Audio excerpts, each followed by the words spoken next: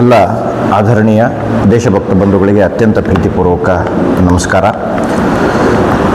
ವಂದೇ ಮಾತರಂ 150 ನಾವೆಲ್ಲರೂ ಸಡಗರ ಸಂಭ್ರಮದಿಂದ ಆಚರಣೆ ಮಾಡಬೇಕಾಗಿತ್ತು.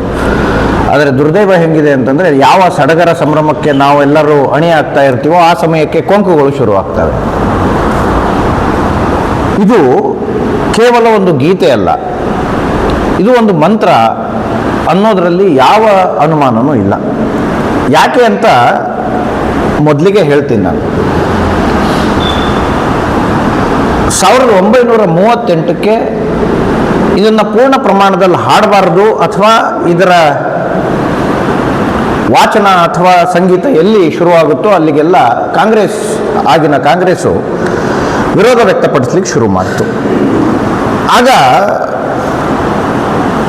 ಈ ಗೀತೆಯನ್ನು ತುಂಡು ಮಾಡಿ ಅಂತ ಒಂದು ಸಂದೇಶವನ್ನು ಕೊಟ್ಟರು. ಮೊದಲ 2 ಚರಣಗಳನ್ನು ಮಾತ್ರ ಹಾಡಬೇಕು, ನಂತರದ ಚರಣಗಳನ್ನು ಬಿಡಬೇಕು ಅಂತ ಅವರು ಆದೇಶವನ್ನು ಕೊಡ್ತಾರೆ. ಅದೇ ಥರ ಮುಂದುವರ್ಕೊಂಡು ಕೂಡ ಬಂತು.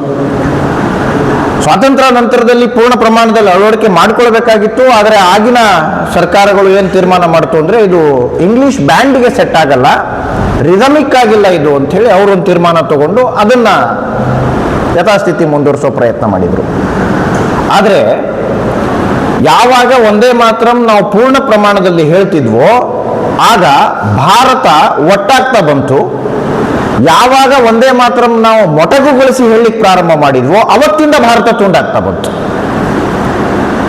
ವಂದೇ ಮಾತರಂ ಗೀತೆ ಒಂದು ಜ್ವಾಲೆಯಂತೆ ಪ್ರಜ್ವಲಿಸಿದ್ದು ಯಾವಾಗ ಅಂತಂದ್ರೆ 1905ರಲ್ಲಿ ಬಂಗಾಳದ ವಿಭಜನೆ ಆದ ಸಮಯ. ಇಡೀ ಬಂಗಾಳ ವಂಗಭಂಗ ಚಳವಳಿಯನ್ನು ಪ್ರಾರಂಭಿಸಿ ಇಡೀ ಒಟ್ಟು ಬಂಗಾಳವನ್ನೇ ನಾವು ಮತ್ತೆ ನೋಡಬೇಕು ಅಂತ ಹಠ ಹಿಡಿದಾಗ ರವೀಂದ್ರನಾಥ್ ಟ್ಯಾಗೋರ್ ಅವರೇ ಸ್ವತಃ ಕೈಗಳಿಗೆ ರಕ್ಷೆಯನ್ನು ಕಟ್ಟಿಕೊಂಡು ವಂದೇ ಮಾತರಂ ಹೇಳೋ ಸಂಪ್ರದಾಯವನ್ನು ಶುರು ಮಾಡಿದರು. ಮತ್ತು ಅವರು ಮೊದಲ ಬೈಠಕ್ಕಾಗಿದ್ದು ಅವ್ರ ಮನೇಲೆ ಗಂಗೆಯನ್ನು ಮುಟ್ಟಿ ವಂದೇ ಮಾತರಂ ಅನ್ನ ಹೇಳಿ ಕೈಗೆ ರಕ್ಷೆ ಕೊಟ್ಟು ನಾವೆಲ್ಲರೂ ಅಣ್ಣ ತಮ್ಮಂದಿರ ತರ ಬದುಕಬೇಕು ಅಂತ ತೀರ್ಮಾನ ತಗೊಂಡು ಮತ್ತೆ ಬಂಗಾಳವನ್ನು ಒಟ್ಟುಗೂಡಿಸ್ಲಿಕ್ಕೆ ಸಾಧ್ಯ ಆಗಿದ್ದು ಇದೇ ವಂದೇ ಮಾತರಂ ಅಂತಕ್ಕಂಥ ಒಂದು ಮಂತ್ರದಿಂದ, ರಣಮಂತ್ರದಿಂದ ಅಂತ. ಯಾವಾಗ 1938ರಲ್ಲಿ ಈ ಗೀತೆಯನ್ನು ತುಂಡು ಮಾಡಬೇಕು ಅಂತ ವಿಚಾರ ಮಾಡುತ್ತೋ ಇಡೀ ಭಾರತ, ಅಥವಾ ಆಗಿನ ಭಾರತದ ರಾಜಕೀಯ ಪ್ರಮುಖರು ಅಂತ ಯಾರಿದ್ರು ಅವರೆಲ್ಲ ತೀರ್ಮಾನ ತಗೊಳ್ತಾರೋ ಅವತ್ತಿಗೆ ಭಾರತ ತುಂಡಾಗ್ಲಿಕ್ಕೆ ಶುರುವಾಯಿತು. ಕಾರಣ ಏನು ಗೊತ್ತಾ? ಮುಸ್ಲಿಂ ಲೀಗ್ ಹುಟ್ಕೊಳ್ತು. ಮುಸ್ಲಿಂ ಲೀಗ್ ಅವರು ಹೇಳಿದ್ರು ನಮಗೆ ಪ್ರತ್ಯೇಕ ರಾಷ್ಟ್ರ ಬೇಕೀಗ ಅಂತ. ಅಲ್ಲಿಗೆ ಭಾರತದ ಒಂದು ಅಂಗ ಅವತ್ತು ಸೈಡ್ ಸರಿತು. ಭಾರತಕ್ಕೆ ಸ್ವತಂತ್ರ ಸಿಕ್ತು. ಜನಗಣಮನವನ್ನ ನಾವು ರಾಷ್ಟ್ರಗೀತೆಯನ್ನು ಹಾಡಬೇಕು ಅಂತ ತೀರ್ಮಾನವನ್ನು ಮಾಡಲಾಯಿತು. ಅದು ಇಂಗ್ಲಿಷ್ ಬ್ಯಾಂಡಿಗೆ ಸೆಟ್ ಆಗುತ್ತೆ ಅಂತಂದ್ರು. ಈ ತರದ ನಾನಾ ಕಥೆಗಳನ್ನು ಹೇಳಿ ಮತ್ತೆ ತುಂಡಾದ ವಂದೇ ಮಾತರಂ ಮುಂದುವರಿಸುವ ಆದೇಶವನ್ನು ಕೊಟ್ಟರು. ಈ ಕಡೆ ಪಾಕಿಸ್ತಾನ ನಮ್ಮ ಮೇಲೆ ದಾಳಿ ಮಾಡಿತು. ಪಾಕಿಸ್ತಾನದ ನಮ್ಮ ಭಾರತದ ಕಾಶ್ಮೀರದ ತುದಿಯನ್ನ ಅವರು ತಗೊಂಡಿದ್ದಾರೆ, ಇವತ್ತಿಗೂ ನಮಗೆ ಕೊಡ್ತಿಲ್ಲ. ಅದೇ ಸಂಪ್ರದಾಯ ಮುಂದುವರಿಸ್ಕೊಂಡು ಬಂದ್ವಿ. ಚೀನಾದವರು ಆಕ್ರಮಣ ಮಾಡಿ ಅವರು ಚೀನಾದ ಭಾಗವನ್ನು, ಭಾರತದ ಭಾಗವನ್ನು ಅವ್ರು ತಗೊಂಡ್ರು, ಅವರು ಇವತ್ತಿಗೂ ಕೊಡ್ತಾ ಇಲ್ಲ. ಅಂದ್ರೆ ಏನು, ಎಲ್ಲಿಯ ತನಕ ವಂದೇ ಮಾತರಂ ನಾವು ಪೂರ್ಣ ಪ್ರಮಾಣದಲ್ಲಿ ಹೇಳೋದಿಲ್ವೋ ಅಲ್ಲಿಯ ತನಕ ಭಾರತದಿಂದ ಹೋದಂತ ಜಾಗಗಳು ವಾಪಸ್ ಬರ್ಲಿಕ್ಕೆ ಸಾಧ್ಯವೇ ಇಲ್ಲ. ಯಾಕೆಂದ್ರೆ ಈ ಹಾಡು ಹುಟ್ಟಿದ್ದೇ ಭಾರತವನ್ನು ಅಖಂಡ ಭಾರತವನ್ನಾಗಿ ನೋಡ್ಲಿಕ್ಕೆ ಅನ್ನೋದನ್ನ ನಾವು ಮರೆತಿರೋ ಪರಿಣಾಮ ಈ ತರದ ಸಂಕಟಗಳು ಉತ್ಪತ್ತಿ ಆಗ್ತಾ ಇದೆ ಅಂತ. 150 ವರ್ಷ ಆದ್ಮೇಲಾದ್ರೂ ನಾವು ಇಡೀ ಭಾರತವನ್ನು ಒಟ್ಟಾಗಿ ನೋಡಬೇಕು ಅನ್ನೋ ಆಸೆ ಇರೋರಾದ್ರೂ ನಾವು ವಂದೇ ಮಾತರಂ ಅನ್ನ ಪೂರ್ಣ ಹೇಳೇ ತೀರ್ತೀವಿ, ಅಖಂಡ ಭಾರತದ ಕಲ್ಪನೆಯನ್ನ ಸಾಕಾರಗೊಳಿಸ್ತೀವಿ ಅಂತ ಏನಾದ್ರೂ ನಾವು ಸಂಕಲ್ಪ ಮಾಡಿದ್ರೆ ಆ ಸಂಕಲ್ಪಕ್ಕೆ ಮೂಲ ಪ್ರೇರಣೆ ಆಗ್ಬೇಕಾಗಿದ್ದೆ ಈ ವಂದೇ ಮಾತರಂ ಗೀತೆ. ಆದ್ರೆ ದುರ್ದೈವಕ್ಕೆ ನಾವು ಅದನ್ನೆಲ್ಲ ಮರೆತು ಇವತ್ತು ದೂರ ಸರಿತಾ ಇದ್ದೀವಿ. ಆ ಇಡೀ ಹಾಡನ್ನ ಅಥವಾ ಆ ಹಾಡಿನ ಹಿನ್ನೆಲೆಯನ್ನ ಒಂದ್ಸಲ ಗಮನಿಸಿದ್ರೆ ಅಲ್ಲಿ ತಾಯಿ ಭಾರತಿಯನ್ನ 3 ರೀತಿಯಲ್ಲಿ ತೋರಿಸೋ ಪ್ರಯತ್ನ ಮಾಡಿದ್ದಾರೆ. ಒಂದನೇ ರೀತಿ ಜಗದ್ದಾತ್ರಿ ಅಂತ. ಈ ಜಗದ್ದಾತ್ರಿ ಕಲ್ಪನೆ ಏನಿತ್ತು ಅಂತಂದ್ರೆ ಭಾರತದ ಭೂತಕಾಲದ ವೈಭವ ಆ ಜಗದ್ದಾತ್ರಿ. ಭಾರತ ಎಷ್ಟು ಶ್ರೀಮಂತವಾಗಿತ್ತು, ವೇದ ಕಾಲದಿಂದ ಹಿಡಿದು ಬ್ರಿಟಿಷರ ಆಕ್ರಮಣದ ತನಕ ಭಾರತ ಶ್ರೀಮಂತವಾಗೇ ಇತ್ತು. ಯಾಕೆಂದ್ರೆ ಈ ಮುಸಲ್ಮಾನರ ಆಕ್ರಮಣ ಭಾರತಕ್ಕೇನಾಯಿತು, ಅದು ಕೇವಲ ಉತ್ತರ ಭಾರತವನ್ನು ಜಾಸ್ತಿ ವ್ಯಾಪಿಸಿತ್ತು. ದಕ್ಷಿಣ ಭಾರತದ ಕಡೆ ಸಿಕ್ಕಾಪಟ್ಟೆ ಅವರಿಗೆ ವಿರೋಧ ಇದ್ದಿದ್ದ ಕಾರಣ ಅವರು ವ್ಯಾಪಕವಾಗಿ ಭಾರತವನ್ನು ಸೂರೆ ಮಾಡ್ಲಿಕ್ಕೆ ಸಾಧ್ಯ ಆಗಲಿಲ್ಲ. ಉತ್ತರ ಭಾರತ ಮಾತ್ರ ಕೊಳ್ಳೆ ಹೊಡೆದ್ರು. ಅದನ್ನು ಕೊಳ್ಳೆ ಹೊಡೆದಿದ್ದೇ ಪುಣ್ಯಾತ್ಮರು ತೋರಿಸ್ಕೊಂಡು ಇಡೀ ಜಗತ್ತಿಗೆ ನಾವು ಭಾರತದಿಂದ ಇಷ್ಟು ಸಂಪತ್ತು ತಂದ್ವಿ ಅಂದ್ರು. ಕೇವಲ ಭಾರತದ ಒಂದು ಭಾಗದ ಸಂಪತ್ತನ್ನು ತಗೊಂಡೋಗಿ ಆದರೆ ಬ್ರಿಟಿಷರು ಏನಿದ್ದಾರೆ, ಅವರು ಭಾರತವನ್ನ ತಳಸರಿಸಿ ಸರ್ವನಾಶ ಮಾಡೋದ್ರು. ಇವರು ಮತಾಂಧರು ಕೇವಲ ಧರ್ಮದ ಮೇಲೆ ಆಕ್ರಮಣ ಮಾಡಿದ್ರೆ, ಇವರು ನಮ್ಮ ಶಿಕ್ಷಣದ ಮೇಲೆ ಆಕ್ರಮಣ ಮಾಡಿದ್ರು, ನಮ್ಮ ಸಂಸ್ಕೃತಿಯ ಮೇಲೆ ಆಕ್ರಮಣ ಮಾಡಿದ್ರು, ನಮ್ಮ ಪರಂಪರೆಯ ಮೇಲೆ ಆಕ್ರಮಣ ಮಾಡಿದ್ರು, ಕಡೆಗೆ ನಮ್ಮ ಮಾನಸಿಕತೆಯ ಮೇಲೂ ಕೂಡ ಆಕ್ರಮಣ ಮಾಡಿದ್ರು. ಎಷ್ಟರ ಮಟ್ಟಿಗೆ ಮಾನಸಿಕತೆ ಇನ್ನೂ ನಮ್ಮದು ದೂರ ಆಗಿಲ್ಲ ಅಂದ್ರೆ, ಯಾರಾದರೂ ನೀವೆಲ್ಲ ಕೋಸ್ಟಲ್ ಏರಿಯಾದಲ್ಲಿರೋರೆ ಯಾರಾದರೂ ವಿದೇಶಿ ಯಾತ್ರಿಕರು ಬಂದಾಗ ನಮ್ಮವ್ರು ಹೋಗಿ ಮುಗಿಬಿದ್ದು ಸೆಲ್ಫಿ ತಗೊಳ್ತಾರೆ. ಯಾಕೆ ಅಂದ್ರೆ ಅವ್ರು ನಮ್ಗಿಂತ ನೋಡಕ್ ಬೆಳ್ಳಗಿದ್ದಾರೆ ಅಂತ. ಅವ್ರು ಹೇಳಿದ್ದೇನು ನಮಗೆ, ಯಾರು ಬಿಳಿ ಚರ್ಮದವರು ಅವರೆಲ್ಲ ಶ್ರೇಷ್ಠರು, ಯಾರು ಕರಿ ಚರ್ಮದವರು ಇದೆಯೋ ಕಪ್ಪು ಚರ್ಮದವರು ಇದೆಯೋ ಅವರೆಲ್ಲ ನಿಕೃಷ್ಟರು ಅಂತ. ನಾವು ಸ್ವತಂತ್ರ ಸಿಕ್ಕು 80 ವರ್ಷಕ್ಕೆ ಹತ್ತತ್ರ ಬಂದ್ರು ಕೂಡ ಇನ್ನೂ ಬಿಳಿಯರು ಅತ್ಯಂತ ಶ್ರೇಷ್ಠ ಅಂತ. ಯಾರಾದ್ರೂ ಮನೇಲಿ ಅತಿ ಬೆಳಗಿದ್ದವ್ರನ್ನ ನೋಡಿ ನಾವು ಬೆಳ್ಳಗಿದೀವಿ ಅಂತಾನೆ ಅವ್ರಿಗೆ ಜಾಸ್ತಿ ಗೌರವ ಕೊಡ್ತೀವಿ. ಆಮೇಲೆ ಅತಿ ಬೆಳಗಿದ್ದವ್ರ ಮನೇಲಿ ನೋಡಿ ಅವ್ರೊಂದು ಅರ್ಧ ಗಂಟೆ ಕನ್ನಡಿ ಬಿಟ್ಟೆ ಹೊರಗೆ ಬರೋಲ್ಲ. ಅವ್ರಿಗೆ ಅದೊಂಥರ ಏನೋ ನಾವು ಬೆಳಗಿದೀವಿ ಅನ್ನೋ ಭಾವ ಇರುತ್ತೆ ಅವ್ರಿಗೆ. ಯಾಕೆ ಈ ತರದ ಮಾನಸಿಕ ಗುಲಾಮಿತನ ಅಂತಂದ್ರೆ, ನಾವು ಬಿಳಿಯರನ್ನ ಶ್ರೇಷ್ಠ ಅಂತ ಭಾವಿಸಿದೀವಿ. ಆ ಕಲ್ಪನೆಯಿಂದ ಇವತ್ತಿಗೂ ಹೊರಗೆ ಬರ್ಲಿಕ್ಕೆ ಸಾಧ್ಯ ಆಗಿಲ್ಲ ನಮ್ಮಿಂದ ಅಂತ. ಆದ್ರೆ ಈ ಬ್ರಿಟಿಷ್ ಕಾಲದ ಭಾರತ, ಅದಕ್ಕಿಂತ ಹಿಂದಿನ ಭಾರತ, ಅದಕ್ಕಿಂತ ಹಿಂದಿನ ಭಾರತ ಏನಿತ್ತು, ಆ ಎಲ್ಲ ವೈಭವಗಳನ್ನ ಆ ಜಗದ್ದಾತ್ರೆಯ ಕಲ್ಪನೆಯಲ್ಲಿ ಬಂಕಿಂಚಂದ್ರರು ಕಟ್ಟಿಕೊಟ್ರು. ಎರಡನೇ ಅವತಾರವನ್ನು ಹೇಳ್ತಾರೆ ಕಾಳಿ ಅಂತ. ಅವರು ಎರಡನೇ ಅವತಾರ ಹೇಳೋದೇ ಕಾಳಿಗೆ. ಯಾಕೆಂದ್ರೆ ಅದು ಆಗಿನ ಕಾಲದ ಭಾರತ. ಅದು ಅವಳಿಗೆ ಇನ್ನೂ ಬಂಧನದಿಂದ ಮುಕ್ತಿ ಸಿಕ್ಕಿಲ್ಲ. ಆಕೆ ತನ್ನ ರೌದ್ರತೆಯನ್ನ ತಾಳಲಿಕ್ಕೆ ತಯಾರಾಗಿ ನಿಂತಿದ್ದಾಳೆ. ಆದ್ರೆ ಆ ರೂಪವನ್ನ ನೋಡುವ ಮನಸ್ಥಿತಿಗಳು ಬೇಕು ಅಂತ. ನೀವು ಸಾವರ್ಕರ್ರ ಜೀವನ ಓದಿದ್ರೆ ಗೊತ್ತಾಗುತ್ತೆ. ಸಾವರ್ಕರ್ರು ಸಣ್ಣ ಬಾಲಕನಾಗಿದ್ದಾಗಲೇ ಅವರು ಮೊದಲು ಪೂಜೆ ಮಾಡಿದ್ದೆ ದುರ್ಗೆನ. ಯಾವಾಗ ಚಾಪೇಕರ್ ಸಹೋದರರು ಸಾಯ್ತಾರೋ, ಅಂದ್ರೆ ನೇಣುಗಂಬಕ್ಕೆ ಇರ್ತಾರೋ, ಆಗ ಅವರು ಒಂದು ಮಾತು ಹೇಳ್ತಾರೆ ಅವ್ರ ತಂದೆಗೆ, ಈ ಪತ್ರಿಕೆಯಲ್ಲಿ ಮುದ್ರಣ ಮಿಸ್ಟೇಕ್ ಆಗಿದೆ, ಇದರಲ್ಲಿ ತಪ್ಪಾಗಿ ಮುದ್ರಿಸಿದ್ದಾರೆ ಪತ್ರಿಕೆಯವರು. ಯಾಕೆಂದ್ರೆ ಅವರು ಇಂಗ್ಲಿಷ್ನ ಅಧಿಕಾರಿಗಳನ್ನ ಸಂಹರಿಸಿದರು ಅಂತ ಆಗಬೇಕಲ್ಲಿ, ಅಲ್ಲೇ ಕೊಲೆ ಮಾಡಿದರು ಅಂತ ಆಗಬಾರದು ಅಂತ. ಯಾಕೆ ಕೊಲೆ ಮಾಡಿದರು ಮತ್ತು ಸಂಹರಿಸುವುದಕ್ಕೂ ವ್ಯತ್ಯಾಸ ಇರುತ್ತೆ ಅಂದ್ರೆ, ಯಾರು ದುಷ್ಟರಿರ್ತಾರೋ ಅವರನ್ನ ನಾವೇನಾದ್ರೂ ಉದ್ದೇಶಪೂರ್ವಕವಾಗಿ ಅವರನ್ನ ಹತ್ಯೆಗೈದಿದ್ದೆ ಆದ್ರೆ ಅದು ಸಂಹಾರ ಅಂತ ಕನ್ಸಿಡರ್ ಆಗತ್ತೆ, ಒಳ್ಳೆ ಉದ್ದೇಶಕ್ಕೆ.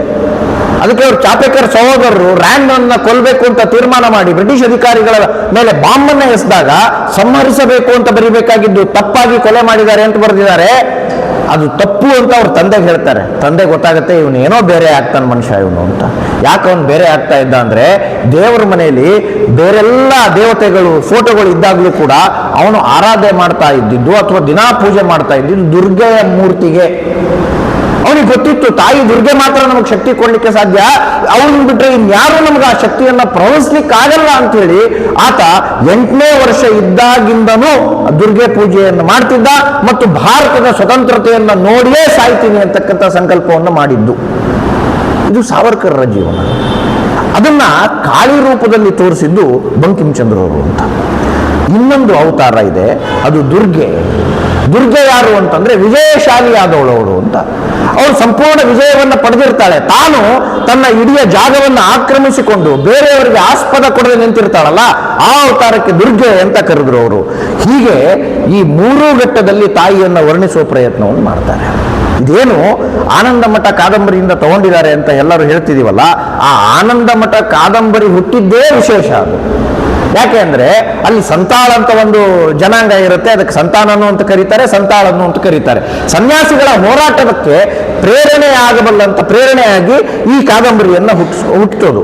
ಆದ್ರೆ ಅದಕ್ಕಿಂತ ಮುಂಚೆ ಇದಕ್ಕೊಂದು ಆಧ್ಯಾತ್ಮಿಕ ಸ್ಪರ್ಶ ಎಲ್ಲಿಂದ ಸಿಕ್ತು ಅಂತಂದ್ರೆ ರಾಮಕೃಷ್ಣ ಪರಮಹಂಸರಿಂದ ಸಿಕ್ತು ಅಂತ. ನೀವು ಯಾವುದೇ ಬರೀರಿ, ಏನೇ ಮಾಡಿ, ಅದಕ್ಕೆ ಆಧ್ಯಾತ್ಮದ ಹಿನ್ನೆಲೆ ಇತ್ತು, ಅದಕ್ಕೆ ಆಧ್ಯಾತ್ಮದ ಸ್ಪರ್ಶ ಸಿಕ್ಬಿಟ್ರೆ ಅದು ಮಂತ್ರವಾಗಿ ಕನ್ವರ್ಟ್ ಆಗುತ್ತೆ ಅನ್ನೋದಕ್ಕೆ ಇದೇ ಅತ್ಯಂತ ಶ್ರೇಷ್ಠ ನಿದರ್ಶನ. ಅವ್ರು ಹೇಳ್ತಾರೆ, ಡೆಪ್ಯೂಟಿ ಕಲೆಕ್ಟರ್ ಆಗಿ ನೇಮಕ ಆದಂತ ವ್ಯಕ್ತಿ ಬಂಕಿಂಚಂದ್ರ ಚಟರ್ಜಿ ಅವರು ಸಾಮಾನ್ಯ ವ್ಯಕ್ತಿ ಅಲ್ಲ. ಒಂದ್ಸಲ ಕ್ರಿಕೆಟ್ ಆಡೋ ಮೈದಾನದಲ್ಲಿ ಇವ್ರನ್ನ ಕರ್ಕೊಂಡು ಹೋಗ್ಬೇಕಾದ್ರೆ ಬ್ರಿಟಿಷ್ ಅಧಿಕಾರಿಗಳು ಇವ್ರನ್ನ ತಡೀತಾರೆ. ತಡೆದು ಇವರನ್ನ ಅವಮಾನಗೊಳಿಸಲಾಗುತ್ತೆ. ಯಾರನ್ನ? ಡೆಪ್ಯೂಟಿ ಕಲೆಕ್ಟರ್ನನ್ನೇ ತಡೆದು ಅವಮಾನ ಮಾಡ್ತಾರೆ. ಯಾಕೆ ಅಂದ್ರೆ ಭಾರತೀಯ ಅನ್ನೋ ಕಾರಣಕ್ಕಾಗಿ. ಅದಾದ್ಮೇಲೆ ಅವ್ರು ಹೇಳ್ತಾರೆ ಈ ತರದ ಅವಮಾನಗಳನ್ನ ಸಹಿಸ್ಲಿಕ್ಕೆ ಆಗಲ್ಲ, ನಾನು ಬ್ರಿಟಿಷರ ವಿರುದ್ಧ ಹೋರಾಟ ಮಾಡಲೇಬೇಕು ಅಂತಂದಾಗ ರಾಮಕೃಷ್ಣ ಪರಮಹಂಸರ ಹತ್ರ ಹೋದ್ರು ಅವರು. ವಿದ್ಯಾನಂದ ಶೆಣೈ ಅವರು ಬಹಳ ಚೆನ್ನಾಗಿ ಹೇಳ್ತಾರೆ, ಬಂಕಿಮ ನೀ ಯಾರಿಗೆ ಬಂಕಿಮ ಅಂತ. ಬಂಕಿಮ ಅಂತಂದ್ರೆ ಬಂಕಿಮ ಚಂದ್ರ ಅಂದ್ರೆ ಬಾಗಿದ ಚಂದ್ರ ಅಂದ್ರೆ ಬಂಗಾಲಿ ಭಾಷೆಯಲ್ಲಿ ಬಾಗಿದ ಚಂದ್ರ. ರಾಮಕೃಷ್ಣ ಪರಮಹಂಸರ ಎದುರುಗಡೆ ಹೋಗಿ ನಿಂತಾಗ ಬಂಕಿಮರನ್ನ ಕೇಳೋ ಪ್ರಶ್ನೆ ಇದೆ ಅಂತ ರಾಮಕೃಷ್ಣ ಪರಮಹಂಸರು. ಬಂಕಿಮ ನೀನು ಯಾರಿಗೆ ಬಂಕಿಮ, ಯಾರಿಗೆ ಬಾಗಿದೆಯಾ ನೀನು? ಬ್ರಿಟಿಷ್ ಅಧಿಕಾರಿಗಳಿಗೆ ಬಾಗಿದೆಯಾ, ಬ್ರಿಟಿಷ್ ಅಸ್ಮಿತೆಗೆ ಬಾಗಿದೆಯಾ, ಬ್ರಿಟಿಷ್ ಸರ್ಕಾರಕ್ಕೆ ಬಾಗಿದೆಯಾ? ನೀನು ಭಾರತಕ್ಕೆ ಯಾವಾಗ ಭಾಗಿದ ಚಂದ್ರ ಆಗ್ತೀಯೋ ಆಗ ನಿನ್ನಿಂದ ಒಂದು ಶ್ರೇಷ್ಠ ಕೆಲಸ ಆಗುತ್ತೆ ಅಂತ. ಆಗ ಬೆನ್ನು ನೇವರಿಸಿ ತಾಯಿ ಎಲ್ಲ ನಿನಗೆ ಒಳ್ಳೆಯದನ್ನೇ ಮಾಡ್ತಾಳೆ ಹೋಗು ಅಂತ ಹೇಳಿ ಕಳಿಸಿದ್ರಂತೆ ರಾಮಕೃಷ್ಣ ಪರಮಹಂಸ. ಅವನು ಮಲ್ಕೊಂಡಾಗ ರಾತ್ರಿ ಬಡಬಡಿಸ್ತಾ ಬರೆದಿರೋ ಗೀತೆ ವಂದೇ ಮಾತರಂ. ಅದರಲ್ಲಿ ಮೊದಲ 2 ಚರಣಗಳೇನಿದೆ, ಅವನು ರಾತ್ರಿ ಕನವರಿಕೆಯಲ್ಲಿ ಅವನು ತನ್ನ ಪಾಡಿಗೆ ತಾನು ಮಲ್ಕೊಂಡಿದ್ದಾಗ ಬಾಯಿಯಿಂದ ಬಂದ ಶಬ್ದಗಳನ್ನ ಅವನು ಅಳಿಯ ಬರೀತಾರೆ. ಅಳಿಯ ಬರೆದಿದ್ದು 2 ಚರಣ ಆಗುತ್ತೆ. ಇನ್ನೊಂದು 2 ಚರಣ ಟ್ರೈನ್ನಲ್ಲಿ ಪ್ರಯಾಣ ಮಾಡ್ತಾ ಇರ್ಬೇಕಾದ್ರೆ ತಲೆಗೆ ಹೊಳೆದಿದ್ದು ಅದನ್ನು ಬರೆದಿಟ್ಟು ಅದು ಒಟ್ಟು ಆ ಇಡೀ ವಂದೇ ಮಾತರಂ ರೂಪುಗೊಂಡಿದ್ದು ಹಿಂಗೆ ಅಂತ. ಯಾವಾಗ ನಾವು ರಾತ್ರಿ ಸ್ವಪ್ನದಲ್ಲಿ ಬಡಬಡಿಸಿ ಒಂದು 4 ವಿಚಾರ ಬರಿತೀವೋ ಅದು ನಮ್ಮಿಂದ ಆಗಿದ್ದಲ್ಲ, ಅದು ಸುಪ್ತ ಮನಸ್ಸಿನಿಂದ ಆಗಿದ್ದದು. ಯಾವಾಗ ಅದು ಸುಪ್ತ ಮನಸ್ಸಿನಿಂದ ಹೊರಗೆ ಬರುತ್ತೋ ಅದಕ್ಕೆ ತಾಯಿಯ ಆಶೀರ್ವಾದವೇ ಇರುತ್ತೆ, ಭಗವಂತನ ಕೃಪೆ ಇರುತ್ತೆ ಅದಕ್ಕೆ. ಹಾಗಾಗಿ ಆ ತರದ ಶ್ರೇಷ್ಠ ಪದಗಳು ಅವರ ಕೈಯಿಂದ, ಅವರ ಬಾಯಿಂದ, ಅವರ ಮನಸ್ಸಿನಿಂದ ಬರಲಿಕ್ಕೆ ಸಾಧ್ಯ ಆಯಿತು. ಅದು ಭಾರತದ ಇತಿಹಾಸವನ್ನ ತಿರುಗಿಸಲಿಕ್ಕೆ ಸಾಧ್ಯವಾಯಿತು ಅಂತ ಈ ತರ ಹುಟ್ಕೊಳ್ಳುತ್ತೆ. ಒಂದ್ಸಲ ಸುಭಾಷ್ ಚಂದ್ರ ಬೋಸರಿಗೆ ಕೇಳ್ತಾರೆ, ಈ ವಂದೇ ಮಾತರಂ ಗೀತೆಯನ್ನು ಈ ತರ ತುಂಡು ಮಾಡಬೇಕು ಅಂತ ತೀರ್ಮಾನ ತಗೊಳ್ತಾ ಇದಾರಲ್ಲ, ಇದ್ರ ಬಗ್ಗೆ ನಿಮ್ಮ ಅಭಿಪ್ರಾಯ ಏನು ಅಂತ. ಯಾಕೆಂದ್ರೆ ಅದಾಗ್ಲೇ ಅವರು ನಗರ ಪಾಲಿಕೆಯ ಶ್ರೇಷ್ಠ ಹುದ್ದೆಯಲ್ಲಿದ್ರು ಅವರಾಗ್ಲೇ ಸುಭಾಷ್ ಚಂದ್ರ ಬೋಸರು ಕಲ್ಕತ್ತಾದಲ್ಲಿ. ಆ ಕೇಳಿದಾಗ ಹೇಳ್ತಾರೆ, ಭಾರತೀಯರಿಗೆ ಹೊಸ ದೃಷ್ಟಿಯನ್ನು ನೀಡಿದ್ದುದು ಅವರು ಕೇವಲ ಭಾಷೆಯನ್ನು ನೀಡಲಿಲ್ಲ, ಬದಲಾಗಿ ರಾಷ್ಟ್ರವನ್ನು ಹೇಗೆ ಪ್ರೀತಿಸಬೇಕು ಎಂಬ ಮಂತ್ರವನ್ನು ನಮಗೆ ನೀಡಿದರು ಅಂತ ಹೇಳಿದರು. ಸುಭಾಷ್ ಚಂದ್ರರ ಮಾತಿದು. ಇದು ಕೇವಲ ಭಾಷೆಯಲ್ಲ, ಕೇವಲ ಪದಗಳ ಪೊಣಿಸುವಿಕೆ ಅಲ್ಲ, ಇದು ರಾಷ್ಟ್ರವನ್ನು ಹೇಗೆ ಪ್ರೀತಿ ಮಾಡಬೇಕು ಅಂತ ತಿಳಿಸಿಕೊಟ್ಟಂತಹ ಮಂತ್ರ. ಅದು ವಂದೇ ಮಾತರಂ. ಅದನ್ನು ನೀಡಿದ್ದು ನಮಗೆ ಬಂಕಿಮಚಂದ್ರರು ಅಂತ ಹೆಮ್ಮೆಯಿಂದ ಸುಭಾಷ್ ಬಾಬು ಹೇಳಿದರು. ಅದಾದ್ಮೇಲೆ ಅರವಿಂದ್ ಘೋಷ್ ಇದು ಹೇಗೆ ಬದಲಾವಣೆ ಮಾಡಿತು ಅನ್ನೋದನ್ನು ಹೇಳ್ತಾ ಹೋಗ್ತೀನಿ ಅಷ್ಟೇ ನಿಮಗೆ. ಅರವಿಂದ್ ಘೋಷ್, ಬ್ಯಾರೇಂದ್ರ ಘೋಷ್, ಭಾಗಾ ಜತೀನ್, ಈ 3 ಜನ ಕ್ರಾಂತಿಕಾರಿಗಳು ಅನುಶೀಲನಾ ಸಮಿತಿಯನ್ನ ನಡೆಸ್ಕೊಂಡು ಹೋಗ್ತಾ ಇದ್ದವರು. ಇವರು ಆಗ್ರಾದಲ್ಲಿ ಒಂದು ಬಾಂಬ್ ತಯಾರಿಕಾ ಕಾರ್ಖಾನೆಯನ್ನೇ ನಡೆಸ್ತಾ ಇದ್ರು ಪುಣ್ಯಾತ್ಮರಿಯವರು. ಇದಕ್ಕೆ ಪ್ರೇರಣೆ ಯಾರು ಗೊತ್ತಾ?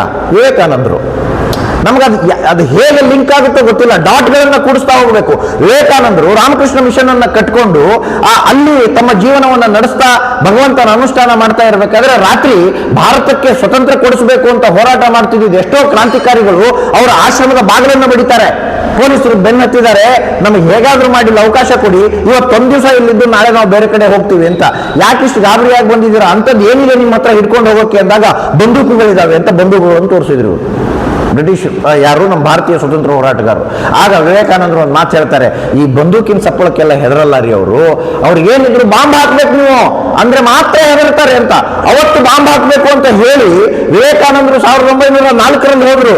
ಆದ್ರೆ ಅದನ್ನ ಸಾಕಾರಗೊಳಿಸಿದ್ದು ಯಾರು ಅಂತಂದ್ರೆ ನಿವೇದಿತಾ, ಸೋದರಿ ನಿವೇದಿತಾ. ಏನವರು ಐರ್ಲೆಂಡ್ ಇಂದ ಕರ್ಕೊಂಡು ಬಂದು ಭಾರತದಲ್ಲಿ ಮಾರ್ಗರೆಟ್ ನೋಬೆಲ್ ಅನ್ನ ನಿವೇದಿತವಾಗಿ ಬದಲು ಮಾಡಿದ್ರು.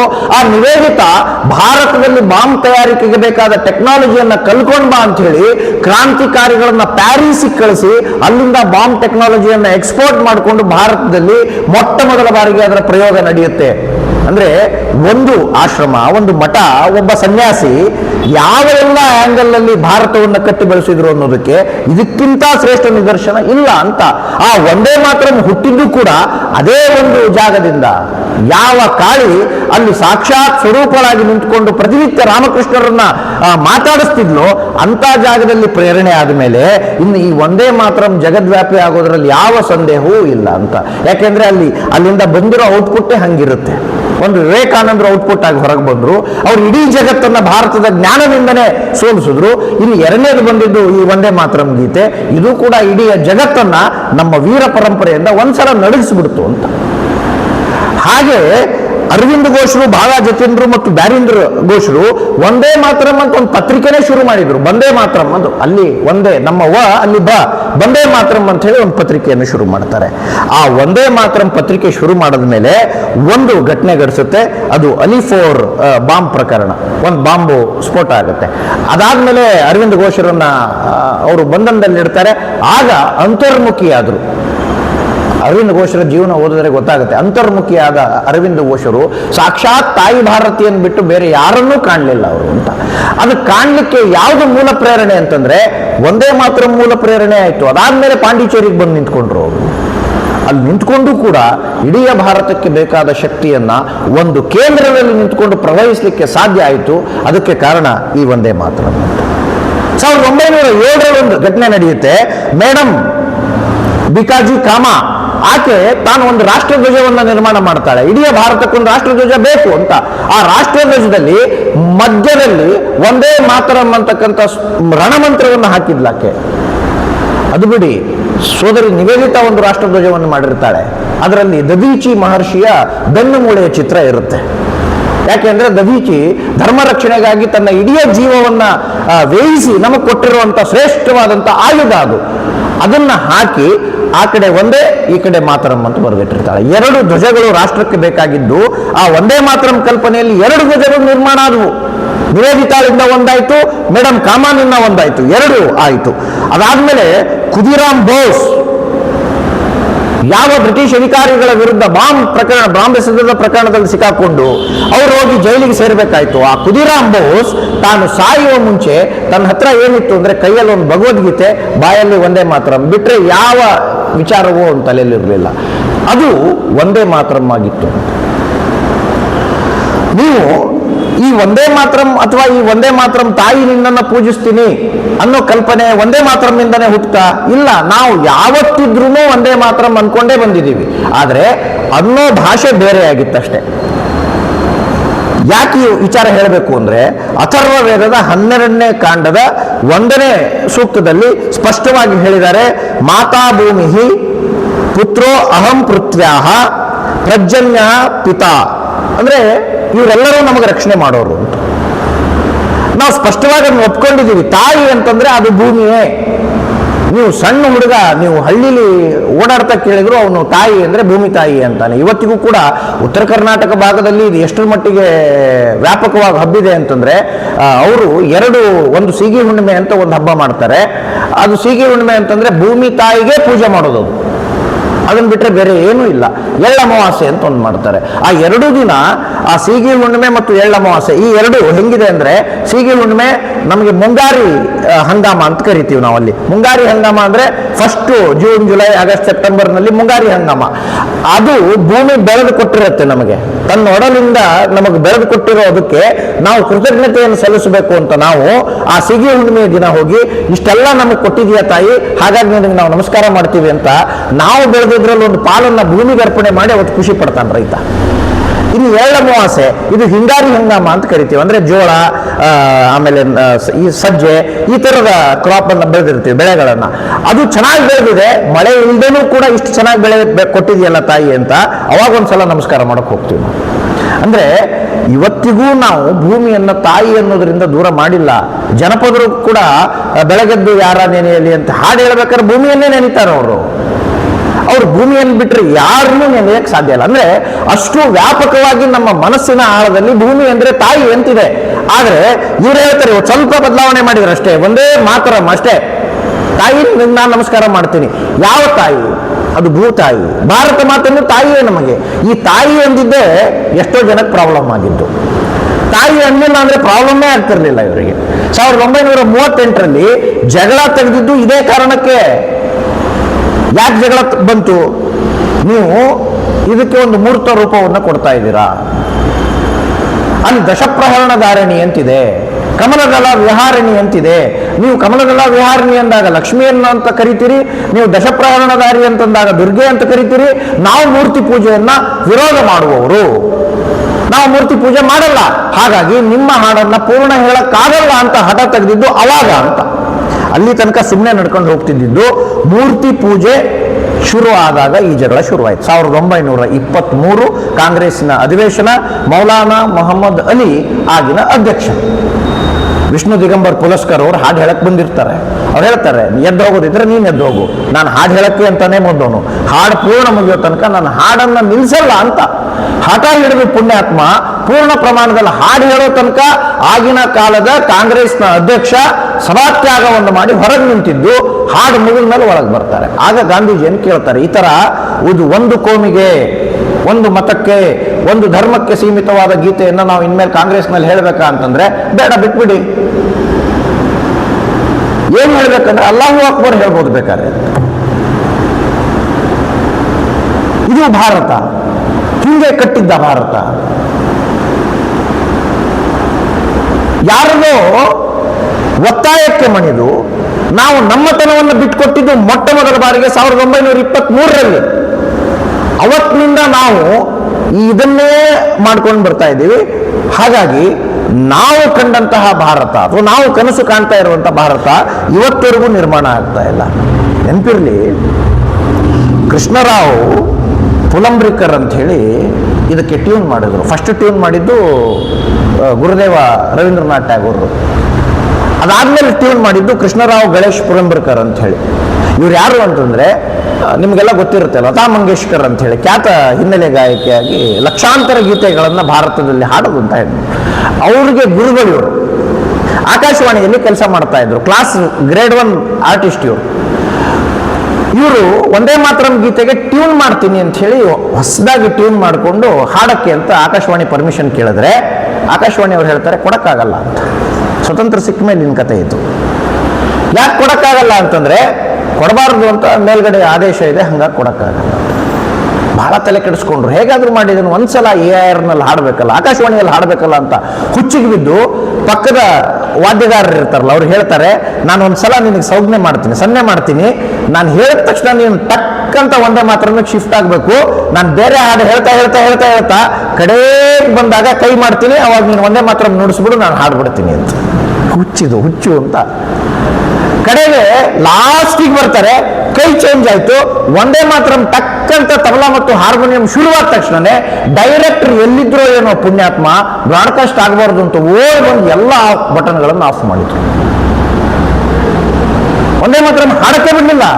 ಕಡೆಗೆ ಹೇಳ್ತಾರೆ, ನೀವು ಈ ತರ ಮೋಸ ಮಾಡ್ತೀರಾ ಅಂತ ಗೊತ್ತಿರ್ಲಿಲ್ಲ, ನೀವು ಇವತ್ತಿನಿಂದ ಆಕಾಶವಾಣಿಯಲ್ಲಿ ಹಾಡೋದೇ ಬೇಡ ಅಂತ ಕೆಲಸದಿಂದ ತೆಗೆದು ಹಾಕಿದ್ರು ಆ ಪುಣ್ಯಾತ್ಮನನ್ನ, ಒಂದೇ ಮಾತ್ರ ಹಾಡಿದ ಕಾರಣಕ್ಕೆ ಸ್ವತಂತ್ರ ಭಾರತದಲ್ಲಿ. ಕಡೆಗೆ ಒಂದೇ ಮಾತ್ರ ಯಾಕೆ ರಾಷ್ಟ್ರಗೀತೆ ಆಗಲ್ಲ ಅಂತ ಅವ್ರು ಕೇಳಿದಾಗ ಹೇಳ್ತಾರೆ, ಇದು ಬ್ಯಾಂಡಿಗೆ ಸೆಟ್ ಆಗಲ್ಲ.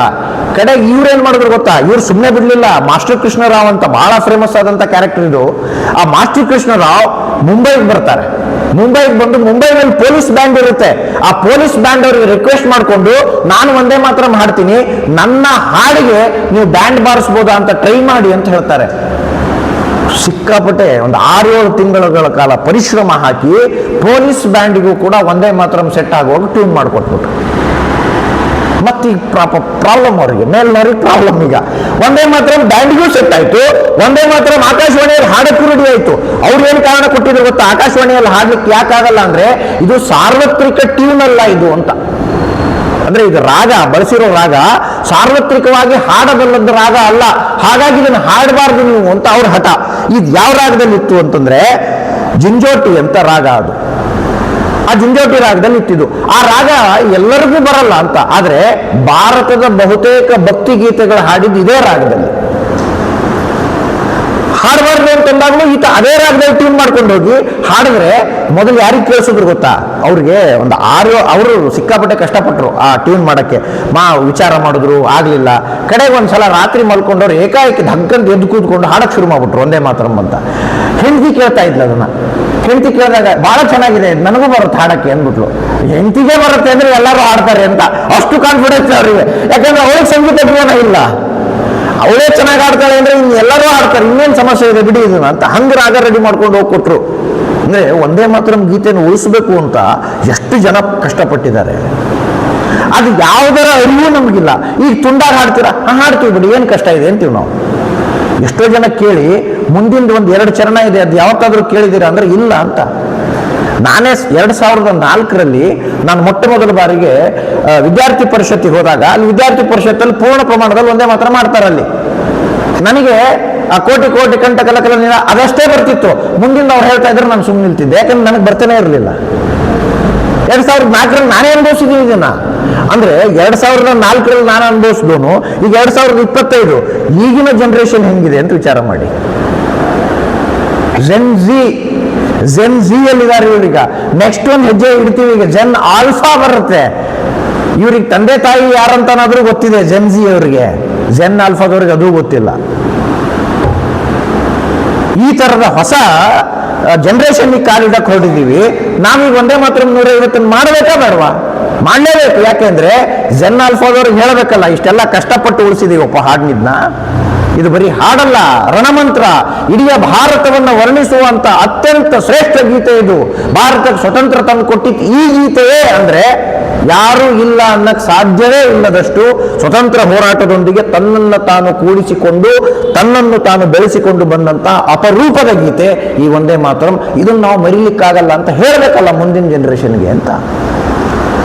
ನಾವು ಯಾಕಿಷ್ಟೆಲ್ಲ ಹೇಳಿದೆ ಅಂತಂದ್ರೆ, ಈ ಒಂದೇ ಮಾತರಂ ಗೀತೆ ಏನ್ ಮ್ಯಾಜಿಕ್ ಮಾಡ್ತು, ಇದು ಯಾಕಷ್ಟು ಇಂಪಾರ್ಟೆಂಟ್ ಆಯ್ತು? ಚಂದ್ರಶೇಖರ್ ಆಜಾದ್, ಅವನ ಹೆಸರು ಆಜಾದೇ ಅಲ್ಲ, ಜೈಲಿಗೆ ಹೋದ ಮೇಲೆ ಆಜಾದ್ ಆಗಿದ್ದು ಪುಣ್ಯಾತ್ಮ. ಯಾಕೆಂದ್ರೆ ಬ್ರಿಟಿಷ್ ಅಧಿಕಾರಿ ಕಲ್ಲಿಂದ ಹೊಡೆದಿದ್ದ, ಬ್ರಿಟಿಷರು ಅರೆಸ್ಟ್ ಮಾಡ್ಕೊಂಡು ಹೋಗಿದ್ರು. 15 ವರ್ಷ ಇದನ್ನ ಜೈಲಿಗೆ ಪೂರ್ಣ ಪ್ರಮಾಣದಲ್ಲಿ ಹಾಕಕ್ ಬರಲ್ಲ, 18 ವರ್ಷ ಆದ್ರೆ ಶಿಕ್ಷೆ.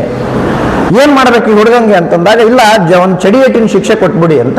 ಚಡಿಯೇಟಿನ ಶಿಕ್ಷೆ ಕೊಡಕ್ಕೆ ಆ ಮ್ಯಾಜಿಸ್ಟ್ರೇಟ್ ಎದುರುಗಡೆ ನಿಂತಾಗ ನೀನ್ ಯಾರು ಅಂತ ಕೇಳಿದ್ರೆ, ನಾನು ಆಜಾದ್ ಅಂತ, ಸ್ವತಂತ್ರ ನನ್ನ ಹೆಸರು ಅನ್ನ ಅವನು ಪುಣ್ಯಾತ್ಮ. ನಿನ್ ಮನೆ ಯಾವುದು ಅಂದ್ರೆ ಜೈಲು ಅಂತ ಅವನು.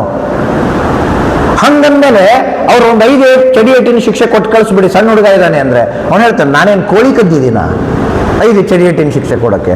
ನಾನು ಕಲ್ಲು ಹೊಡೆದು ಬ್ರಿಟಿಷ್ ಅಧಿಕಾರಿಯ ತಲೆಯನ್ನು ತೂತ್ ಮಾಡಿದ್ದೀನಿ, ಕೊಡಂಗಿದ್ರೆ ಒಂದು 25 ಆದ್ರೂ ಕೊಡಿ ಅಂತ. ಇದು ಹೇಳೋ ತಾಕತ್ತು. ಕೊಡಂಗಿದ್ರೆ ಒಂದು 25 ಕೊಡಿ ಚಡಿಯೇಟ್, ತಗೊಳಕ್ ರೆಡಿ ಇದ್ದೀನಿ. ಆ ಪುಣ್ಯಾತ್ಮನನ್ನ ಕಾಶಿನಲ್ಲಿ ನೆನ್ಪಿಟ್ಕೊಳ್ಳಿ, ಫೆಬ್ರವರಿ ತಿಂಗಳು ಹೇಗಿರ್ಬೋದು ಕಾಶಿ ಇಮ್ಯಾಜಿನ್ ಮಾಡ್ಕೊಳ್ಳಿ. ನಮ್ಗೆ ಈಗಿನ ಚಳಿನೇ ತಡ್ಕೊಳಕ್ಕಾಗ್ತಿಲ್ಲ. ಡಿಸೆಂಬರ್ನಲ್ಲಿ, ಫೆಬ್ರವರಿ ತಿಂಗಳು ಕಾಶಿನಲ್ಲಿ ಇರುವ ಚಳಿ, ಆ ಟೈಮಲ್ಲಿ ಶಿಕ್ಷೆ ಅನುಭವಿಸ್ಬೇಕು ಈ ಪುಣ್ಯಾತ್ಮ. ಮೈ ಮೇಲೆ ಕೌಪಿನ ಒಂದು ಬಿಟ್ರೆ ಮತ್ತೇನೂ ಇಟ್ಟಿಲ್ಲ. ಬ್ರಿಟಿಷರು ಒಂದೊಂದು ಏಟನ್ನು ಹೊಡಿತಾ ಇದ್ರೆ ಒಂದು ಏಟ್ ತಿಂತಾನೆ. ಅದು ಚಾಟಿ ಹೆಂಗಿರುತ್ತೆ ಅಂದ್ರೆ, ಅದು ಮುಂದ್ಗಡೆ ಲೋಹವನ್ನ ಬೇರೆ ಫಿಕ್ಸ್ ಮಾಡಿರ್ತಾರೆ, ಚರ್ಮಕ್ಕೆ ಲೋಹವನ್ನು ಹಾಕಿರ್ತಾರೆ ಅಲ್ಲಿ. ಅಂದ್ರೆ ಒಂದ್ಸಲ ಹೊಡೆದು ಬಿಟ್ರೆ ಚರ್ಮ ಸಹಿತ ಕಿತ್ತು ಬರ್ಬೇಕದು ಪೂರ್ಣ. ಅಂತ ಚಡಿಯೇಟಲ್ಲಿ ದೊಡ್ಡ ಪಠಾಣ್ ಸೈನಿಕ ನಿಂತಿದ್ದಾನೆ, ಅವ್ನು ನೋಡಿದ್ರೆ ಭಯ ಬರಬೇಕು. ಅಂತ ಸೈನಿಕ ನಿಂತು ರಪ್ ಅಂತ ಒಂದೇ ಒಂದು ಏಟು ಪೃಷ್ಠಭಾಗಕ್ಕೆ ಹೊಡೆದ್ರೆ ಮಾಂಸ ಕಂಡಗಳು ಸಹ ಬಾಯಿ ಬಿಟ್ಕೊಂಡುವಂತೆ ಒಂದೇ ಹೊರತಕ್ಕೆ. ಅವನು ಹೇಳಿದ ಮೊದಲ ಮಂತ್ರ ಯಾವುದು ಗೊತ್ತಾ? ಒಂದೇ ಮಾತರಂ ಅಂತ, ಒಂದೇ ಹೊರತಕ್ಕೆ. ಎಷ್ಟು ಹೊಡೆತ? 15 ಹೊತ್ತ ಹೊಡೆದ್ರೆ 15 ಸಲ ಒಂದೇ ಮಾತರಂ ಭಾರತ್ ಮಾತಾ ಕಿ ಜೈ, ಒಂದೇ ಮಾತರಂ ಭಾರತ್ ಮಾತಾ ಕಿ ಜೈ ಅಂದೇ 15 ಚಡಿಯೇಟುಗಳನ್ನ ತಿಂದ ಪುಣ್ಯಾತ್ಮ. ಅವನು ತಿಂದು ಲಾಸ್ಟಿಗೆ ಅವನಿಗೆ ಒಂದು ವಸ್ತ್ರ ಕೊಡ್ತಾರೆ, ಉಟ್ಕೊಂಡ. ಪೂರ್ಣ ಪ್ರಮಾಣದಲ್ಲಿ ನಡೆಯಕ್ಕೂ ಆಗ್ತಿಲ್ಲ, ಕುಂತ್ಕೊಂಡು ಹೊರಗಡೆ ಬರ್ತಾ ಇದ್ದ. ಹೊರಗಡೆ ಬರ್ಬೇಕಾದ್ರೆ ಬ್ರಿಟಿಷ್ ಅಧಿಕಾರಿ ಒಬ್ಬ ಒಂದು 25 ಪೈಸಾ ಕೊಡ್ತಾನ ಅವನಿಗೆ, 4 ಆಣೆ ಕೊಟ್ಟು, ಇದು ಬ್ರಿಟಿಷ್ ಸರ್ಕಾರ ನಿನ್ನ ಶುಶ್ರೂಷೆಗೆ ಅಂತ ಕೊಟ್ಟಿದ್ದು, ಚಿಕಿತ್ಸೆಗೆ ಅಂತ ಕೊಟ್ಟಿದ್ದು, ಇದನ್ನು ತಗೊಂಡೋಗಿ ಯಾವ್ದಾರ ಡಾಕ್ಟ್ರಿಗೆ ಕೊಟ್ಟು ನೀನು ಟ್ರೀಟ್ಮೆಂಟ್ ಮಾಡಿಸ್ಕೊ ಹೋಗು ಅಂತ. ಇವ್ನು ನೋಡ್ದ, ವಾಪಸ್ ಅದನ್ನು ಕೈ ಮಾಡು ಅಂದ. ಅವ್ನು ಕೈ ಮಾಡ್ದ, ಇವನು 25 ಪೈಸಾ ಕೊಟ್ಟ ಅವನ ಕೈಗೆ. ಕೊಟ್ಟು, ಇದು ಇಂಗ್ಲೆಂಡ್ ರಾಣಿಗೆ ಭಾರತದ ಒಬ್ಬ ಪುಟ್ಟ ಹುಡುಗ ಕೊಟ್ಟ ಭಿಕ್ಷೆ ಅಂತ ಕೊಟ್ಬಿಡು ಅವಳಿಗೆ ಅಂತ ಹೇಳೋದ ಪುಣ್ಯಾತ್ಮ. ಇದು ತಾಕತ್ತು ಚಂದ್ರಶೇಖರ್ ಆಜಾದ್ ಒಂದು. ಆ ತಾಕತ್ತು ಎಲ್ಲಿಂದ ಬಂತು ಆ ಪುಣ್ಯಾತ್ಮನಿಗೆ ಅಂದ್ರೆ ಒಂದೇ ಮಾತರಂ ಗೀತೆಯಿಂದ ಬಂದಿದ್ದು. ಹೀಗೆ ಪ್ರತಿಯೊಬ್ಬ ಸ್ವತಂತ್ರ ಹೋರಾಟಗಾರ ಆ ಒಂದೇ ಮಾತರಂನೊಂದಿಗೆ ತನ್ನನ್ನು ತಾನು ಬೆರೆಸ್ಕೊಂಡ್ಬಿಟ್ಟಿದ್ದ ಅವನು. ಇನ್ನೊಂದು ಘಟನೆ ಬಹಳ ಚೆನ್ನಾಗಿ ಇದೆ. ರಾಘವೇಂದ್ರ ರಾವ್ ಅಂತ, ರಾಮಚಂದ್ರ ರಾವ್ ಅಂತ ಆತನ ಹೆಸರು. 1947-48ನೇ ಇಸ್ವಿಯಲ್ಲಿ ಈ ಹೈದರಾಬಾದ್ ವಿಮೋಚನಾ ಮುಕ್ತಿ ಸಂಘರ್ಷದಲ್ಲಿ ಹೋರಾಟ ಮಾಡಿದ ಅಪರೂಪದ ವ್ಯಕ್ತಿತ್ವ ಇದು ಒಂದೇ ಮಾತರಂ ರಾಮಚಂದ್ರ ರಾವ್. ಅವ್ರ ಹೆಸರೇ ಒಂದೇ ಮಾತರಂ ರಾಮಚಂದ್ರ ರಾವ್. ಯಾರಿಗೂ ರಾಮಚಂದ್ರ ರಾವ್ ಅಂತಂದ್ರೆ ಗೊತ್ತೇ ಆಗಲ್ಲ, ಒಂದೇ ಮಾತರಂ ರಾಮಚಂದ್ರ ರಾವ್ ಅಂದ್ರೆ ಎಲ್ಲರಿಗೂ ಗೊತ್ತಾಗ್ತಿತ್ತು. ಯಾಕೆ ಒಂದೇ ಮಾತರಂ ರಾಮಚಂದ್ರ ರಾವ್ ಅವ್ರ ಹೆಸರು ಅಂತಂದ್ರೆ, ಒಂದ್ಸಲ ನಿಜಾಮನ ಸಭೆಯಲ್ಲಿ ಒಂದೇ ಮಾತರಂ ಹೇಳೋದನ್ನು ನಿಷೇಧ ಮಾಡಿದ್ರು. ಈ ಪುಣ್ಯಾತ್ಮ ನಿಜಾಮನ ಸಭೆಯಲ್ಲಿ ನಿಂತ್ಕೊಂಡು ಒಂದೇ ಮಾತರಂ ಹೇಳಿದ್ದ. ಸರಿ, ಹಂಗಾರೆ ನಿಜಾಮ ಕೇಳಬೇಕಾ? ಅವನಿಗೆ ಈ ದಶಪ್ರಹರಣದಾರಿ ಕನ್ಸಲ್ ಬಂದ್ರೆ ಕಷ್ಟ. ಎದುರುಗಡೆ ನಿಂತು ಬಿಟ್ಟಿದೆ ಈಗ ದಶಪ್ರಹರಣದಾರಿಣಿ ಆ ರಾಮಚಂದ್ರ ಅವರ ರೂಪಲ್ಲಿ. ಹಂಗಾಗಿ ನೋಡಕ್ಕಾಗ್ಲಿಲ್ಲ, ಸಹಿಸ್ಕೊಳಕ್ಕಾಗ್ಲಿಲ್ಲ. 24 ಚಡಿಯೇಟಿನ ಶಿಕ್ಷೆಯನ್ನು ಘೋಷಣೆ ಮಾಡದ. 24 ಚಡಿಯೇಟಿನ ಶಿಕ್ಷೆಯನ್ನು ಘೋಷಣೆ ಮಾಡಿದ್ರೆ ಆ 24 ಚಡಿಯೇಟಿನ ಶಿಕ್ಷೆ ಬೀಳೋ ತನಕ ಈತ ಒಂದೇ ಮಾತ್ರ ಹೇಳ್ತಾ ಇದ್ನಂತೆ. ಹೇಗಿತ್ತು ಅಂದ್ರೆ, ಒಂದೇ ಚಡಿಯೇಟು ಬಿದ್ದಾಗ ಒಂದೇ ಮಾತ್ರ ಯಾವ ಟ್ಯೂನಲ್ಲಿತ್ತು, 24ನೇ ಏಟು ಬಿದ್ದಾಗ ಅದರ 10 ಪಟ್ಟು ಜಾಸ್ತಿ ಆಗಿತ್ತಂತ ಒಂದು ಟ್ಯೂನ್. ಅಷ್ಟು ಘಂಟಾಘೋಷವಾಗಿ ಜೋರು ಧ್ವನಿಯಿಂದ ಒಂದೇ ಮಾತ್ರ ಹೇಳ್ದ. ಇಡೀ ಜೈಲು ಇವನು ಒಂದೇ ಮಾತ್ರ ಅಂದ್ರೆ ಅವ್ರು ವಾಪಸ್ ಒಂದೇ ಮಾತ್ರ ಅಂತಿದ್ರಂತೆ. ಇವನು 24 ಸಲ ಹೇಳ್ದ, ಅಲ್ಲಿ ಹೇಳಿದ್ದು ಒಟ್ಟು 48 ಸಲ ಆಗಿತ್ತು ಅಂತ. ಇವನು ಸವಾಸನೆ ಬೇಡ ಅಂತ ಹೊರಗೆ ಹಾಕಿದ್ರು. ಕಡೆಗೆ ಸಾವರ್ಕರ್ ಅವನನ್ನು ಭೇಟಿ ಆದಾಗ, ನಿನ್ನ ಹೆಸರು ರಾಮಚಂದ್ರ ರಾವ್ ಅಂದ್ರೆ ಚೆನ್ನಾಗಿರಲ್ಲ, ನಿನ್ನ ಹೆಸರು ಇನ್ಮೇಲಿಂದ ಒಂದೇ ಮಾತ್ರ ರಾಮಚಂದ್ರ ರಾವ್ ಆಗಲಿ ಅಂತ ಆಶೀರ್ವಾದ ಮಾಡಿದ್ರು. ಅವತ್ತಿಂದ 1948 ಮುಕ್ತಿ ಸಂಘರ್ಷದ ಹೋರಾಟದ ತನಕ ಅವನ ಹೆಸರು ಒಂದೇ ಮಾತ್ರ ರಾಮಚಂದ್ರ ರಾವ್. ಏನು ಅದ್ಭುತವಾದ ಕೆಲಸ ಮಾಡಿದ ಈ ಪುಣ್ಯಾತ್ಮ ಅಂತಂದ್ರೆ, ಉಸ್ಮಾನಿಯಾ ಯೂನಿವರ್ಸಿಟಿಯಲ್ಲಿ ಒಂದೇ ಮಾತ್ರ ಹಾಡಬಾರದು ಅಂದಾಗ ಚಳವಳಿ ಪ್ರಾರಂಭ ಮಾಡ್ದ. ಆಮೇಲೆ ಮುನ್ಸಿ ಅವರಲ್ಲಿ ಹೋಗಿರ್ತಾರೆ. ಮುನ್ಸಿ ಅವರಲ್ಲಿ ಹೋದಾಗ ಅವ್ರಿಗೆ ಇಡೀ ಈ ಹೈದರಾಬಾದ್ ನಿಜಾಮನ ಎಲ್ಲ ಆಟಾಟೋಪುಗಳನ್ನ ಮೊಟ್ಟ ಮೊದಲ ಬಾರಿಗೆ ರಿಟರ್ನ್ ನಲ್ಲಿ ಕಂಪ್ಲೇಂಟ್ ಕೊಟ್ಟಿದ್ದು ಇದೇ ಒಂದೇ ಮಾತ್ರ ರಾಮಚಂದ್ರ ರಾವ್. ಕಡೆಗೆ ಪೆಟ್ಲಂ ಕೃಷ್ಣಯ್ಯ ಅಂತ ಒಬ್ಬ ಇದ್ದ. ಪೆಟ್ಲಂ ಅವನೇನ್ ಮಾಡ್ತಿದ್ದ ಅಂದ್ರೆ, ಇಡೀ ನಿಜಾಮನ ಸೈನ್ಯಕ್ಕೆ ಮದ್ದುಗುಂಡುಗಳನ್ನ ಸಪ್ಲೈ ಮಾಡ್ತಿದ್ದ ಆತ. ಅವನು ಭಾರತಕ್ಕೆ ದೊಡ್ಡ ಥ್ರೆಟ್ ಆಗಿದ್ದ. ಅವನನ್ನು ಹಿಡಿಗೆ ನಿಜಾಮನ ಮದ್ದುಗುಂಡುಗಳನ್ನು ವಶಪಡಿಸ್ಕೊಳಕ್ ಆಗ್ತಿರ್ಲಿಲ್ಲ. ಹಾಗಾಗಿ ಆ ಪೆಟ್ಲಂ ಕೃಷ್ಣಯ್ಯನನ್ನು ಅರೆಸ್ಟ್ ಮಾಡ್ಲಿಕ್ಕೆ ಕ್ಲೂ ಕೊಟ್ಟಿದ್ದು, ಅವನನ್ನು ಹುಡ್ಕೊಂಡು ಕೊಟ್ಟಿದ್ದು ಇದೇ ಒಂದೇ ಮಾತ್ರ ರಾಮಚಂದ್ರ ರಾವ್. ಕಡೆಗೆ ಆ ಹೈದರಾಬಾದ್ ಪೊಲೀಸರ ವೇಷ ಧರಿಸಿಕೊಂಡು ಹೈದರಾಬಾದ್ ನಿಜಾಮನ ಶಸ್ತ್ರಾಗಾರದಲ್ಲಿ ರಾಜಾರೋಷವಾಗಿ 4 ಗಂಟೆಗಳ ಕಾಲ ತಿರುಗಾಡಿ ಯಾವ್ಯಾವ ಭಾಗದಲ್ಲಿ ಯಾವ್ಯಾವ ಶಸ್ತ್ರಾಸ್ತ್ರಗಳಿವೆ ಅನ್ನೋದರ ಪಟ್ಟಿ ಸಮೇತ ಈ ಭಾರತ ಸರ್ಕಾರಕ್ಕೆ ಮತ್ತು ಭಾರತೀಯ ಸೈನ್ಯಕ್ಕೆ ವರದಿ ಕೊಟ್ಟಿದ್ದು ಇದೇ ಒಂದೇ ಮಾತ್ರ ರಾಮಚಂದ್ರ ರಾವ್. ಬಿಟ್ಬಿಡಿ, 303 ರೈಫಲ್ ತಯಾರಾಗ್ತಿತ್ತು ಹೈದರಾಬಾದ್ನಲ್ಲಿ. ಆ ಕಾರ್ಖಾನೆ ಎಲ್ಲಿದೆ ಅಂತ ಭಾರತ ಸರ್ಕಾರಕ್ಕೆ ಗೊತ್ತಿರಲಿಲ್ಲ ಅವಾಗ. ಆ ಕಾರ್ಖಾನೆ ಎಲ್ಲಿದೆ, ಅದರಲ್ಲಿ ಎಷ್ಟು ಜನ ಕೆಲಸ ಮಾಡ್ತಾರೆ, ಏನು ಅದರಲ್ಲಿ ಮದ್ದುಗುಂಡುಗಳಿದೆ, ಎಷ್ಟು ಸ್ಟಾಕ್ ಇದೆ ಅಂತ ರಿಪೋರ್ಟ್ ಕೊಟ್ಟು ಇಡೀ ಆ ಶಸ್ತ್ರಾಗಾರವನ್ನು ಧ್ವಂಸ ಮಾಡಲಿಕ್ಕೆ ಪೂರ್ಣ ಪ್ರಮಾಣದಲ್ಲಿ ಸಹಕಾರ ಕೊಟ್ಟಿದ್ದು ಇದೇ ಒಂದೇ ಮಾತ್ರ ರಾಮಚಂದ್ರ ರಾವ್. ಅಷ್ಟೇ ಅಲ್ಲ, ಬೇರೆ ದೇಶದಿಂದ ಬರುವ ಸೈನಿಕರ ಮೇಲೆ ನಿಗಾ ಇಟ್ಟು ಅಲ್ಲಿಯ ಬಂದರನ್ನ ಅಲ್ಲಿಯ ಏರ್ಪೋರ್ಟ್ ಅನ್ನ ಬ್ಲಾಕ್ ಮಾಡೋದು ಹೇಗೆ, ಅವರು ಬರ್ತಕ್ಕಂತಹ ಜಾಗಗಳನ್ನ ಹೇಗೆ ಸೀಸ್ ಮಾಡಬೇಕು ಅಂತ ಇಂಡಿಯನ್ ಆರ್ಮಿಗೆ ಪೂರ್ಣ ಪ್ರಮಾಣದಲ್ಲಿ ಮಾರ್ಗದರ್ಶನ ಕೊಟ್ಟಿದ್ದು ಇದೇ ಒಂದೇ ಮಾತ್ರ ರಾಮಚಂದ್ರ ರಾವ್. ಯಾಕೆ ಇಷ್ಟೆಲ್ಲ ಮಾಡಿದ್ಯೋ ಪುಣ್ಯಾತ್ಮ ಅಂದ್ರೆ, ಒಂದೇ ಮಾತ್ರ ಹುಚ್ಚಿಡ್ಸಿತ್ ನನಗೆ ಅಂತ ನಾವು. ಕಡೆಗೆ ನಾವು ಅವನನ್ನು ನೋಡ್ಕೊಳ್ಳಿಲ್ಲ ಬಿಡಿ, ಆ ಮಾತು ಬೇರೆ. ಅವನಿಗೆ ಸಬ್ ಇನ್ಸ್ಪೆಕ್ಟರ್ ಆಗಬೇಕು ಅಂತ ಆಸೆ ಇತ್ತು ಒಂದೇ ಮಾತ್ರ ರಾಮಚಂದ್ರ ರಾವ್. ಪುಣ್ಯಾತ್ಮ ಸಬ್ ಇನ್ಸ್ಪೆಕ್ಟರ್ ಅಲ್ಲ, ಪೊಲೀಸು ಆಗಲಿಲ್ಲ. ಕಡೆಗೆ ಒಂದು ಟೈಲರ್ ಶಾಪ್ ಇಟ್ಕೊಂಡು, ಒಂದು ಅಂಗಡಿ ಇಟ್ಕೊಂಡು ಜೀವನ ಮಾಡಿ ತನ್ನ ಜೀವನದ ಯಾತ್ರೆ ಮುಗಿಸ್ತಾನಂತ ಪುಣ್ಯಾತ್ಮ. ಅಂದರೆ ಇಡೀ ಜೀವನ ಅವನು ಒಂದೇ ಮಾತರಮ್ಗಾಗಿಯೇ ಬೇಯಿಸಿದ ಪುಣ್ಯಾತ್ಮ ಅಂತ. ಅಷ್ಟು ಜನಕ್ಕೆ ಪ್ರೇರಣೆ ಆಗಬೇಕಾದ್ರೆ, ತನ್ನ ಇಡೀ ಜೀವನವನ್ನ ಭಾರತಕ್ಕೆ ಮುಡಿಪಿಡಬೇಕು ಅಂತ ತೀರ್ಮಾನ ಮಾಡಿದ್ದಾದ್ರೆ ಅದಕ್ಕೆ ಕಾರಣ ಯಾವುದು ಅಂದ್ರೆ ಒಂದೇ ಮಾತರಂ. ಅಲ್ಲಿ ಅರವಿಂದ ಘೋಷರು ಶುರು ಮಾಡಿದ್ರೆ ಇಲ್ಲಿ ಬಿಪಿನ್ ಚಂದ್ರ ಪಾಲ್ರು ಇಲ್ಲಿ ಶುರು ಮಾಡ್ತಾರೆ, ಬಾಲ್ ಗಂಗಾಧರ ತಿಲಕರು ಇಲ್ಲಿ ಶುರು ಮಾಡ್ತಾರೆ. ನಮ್ದು ಇನ್ನೊಂದು ವಿಶೇಷ ಏನು ಗೊತ್ತೇನು, ಬಾಲ್ ಗಂಗಾಧರ ತಿಲಕರು ಮೊಟ್ಟ ಮೊದಲ ಬಾರಿಗೆ ಈ ಸ್ವರಾಜ್ಯ ಕಲ್ಪನೆಯನ್ನ ಘೋಷಣೆ ಮಾಡ್ತಾರಲ್ಲ, ಆಗ ಅರೆಸ್ಟ್ ಮಾಡಬೇಕು ಅಂತ ತೀರ್ಮಾನ ಮಾಡಿದ್ದು ಬೆಳಗಾವಿಯಲ್ಲಿ.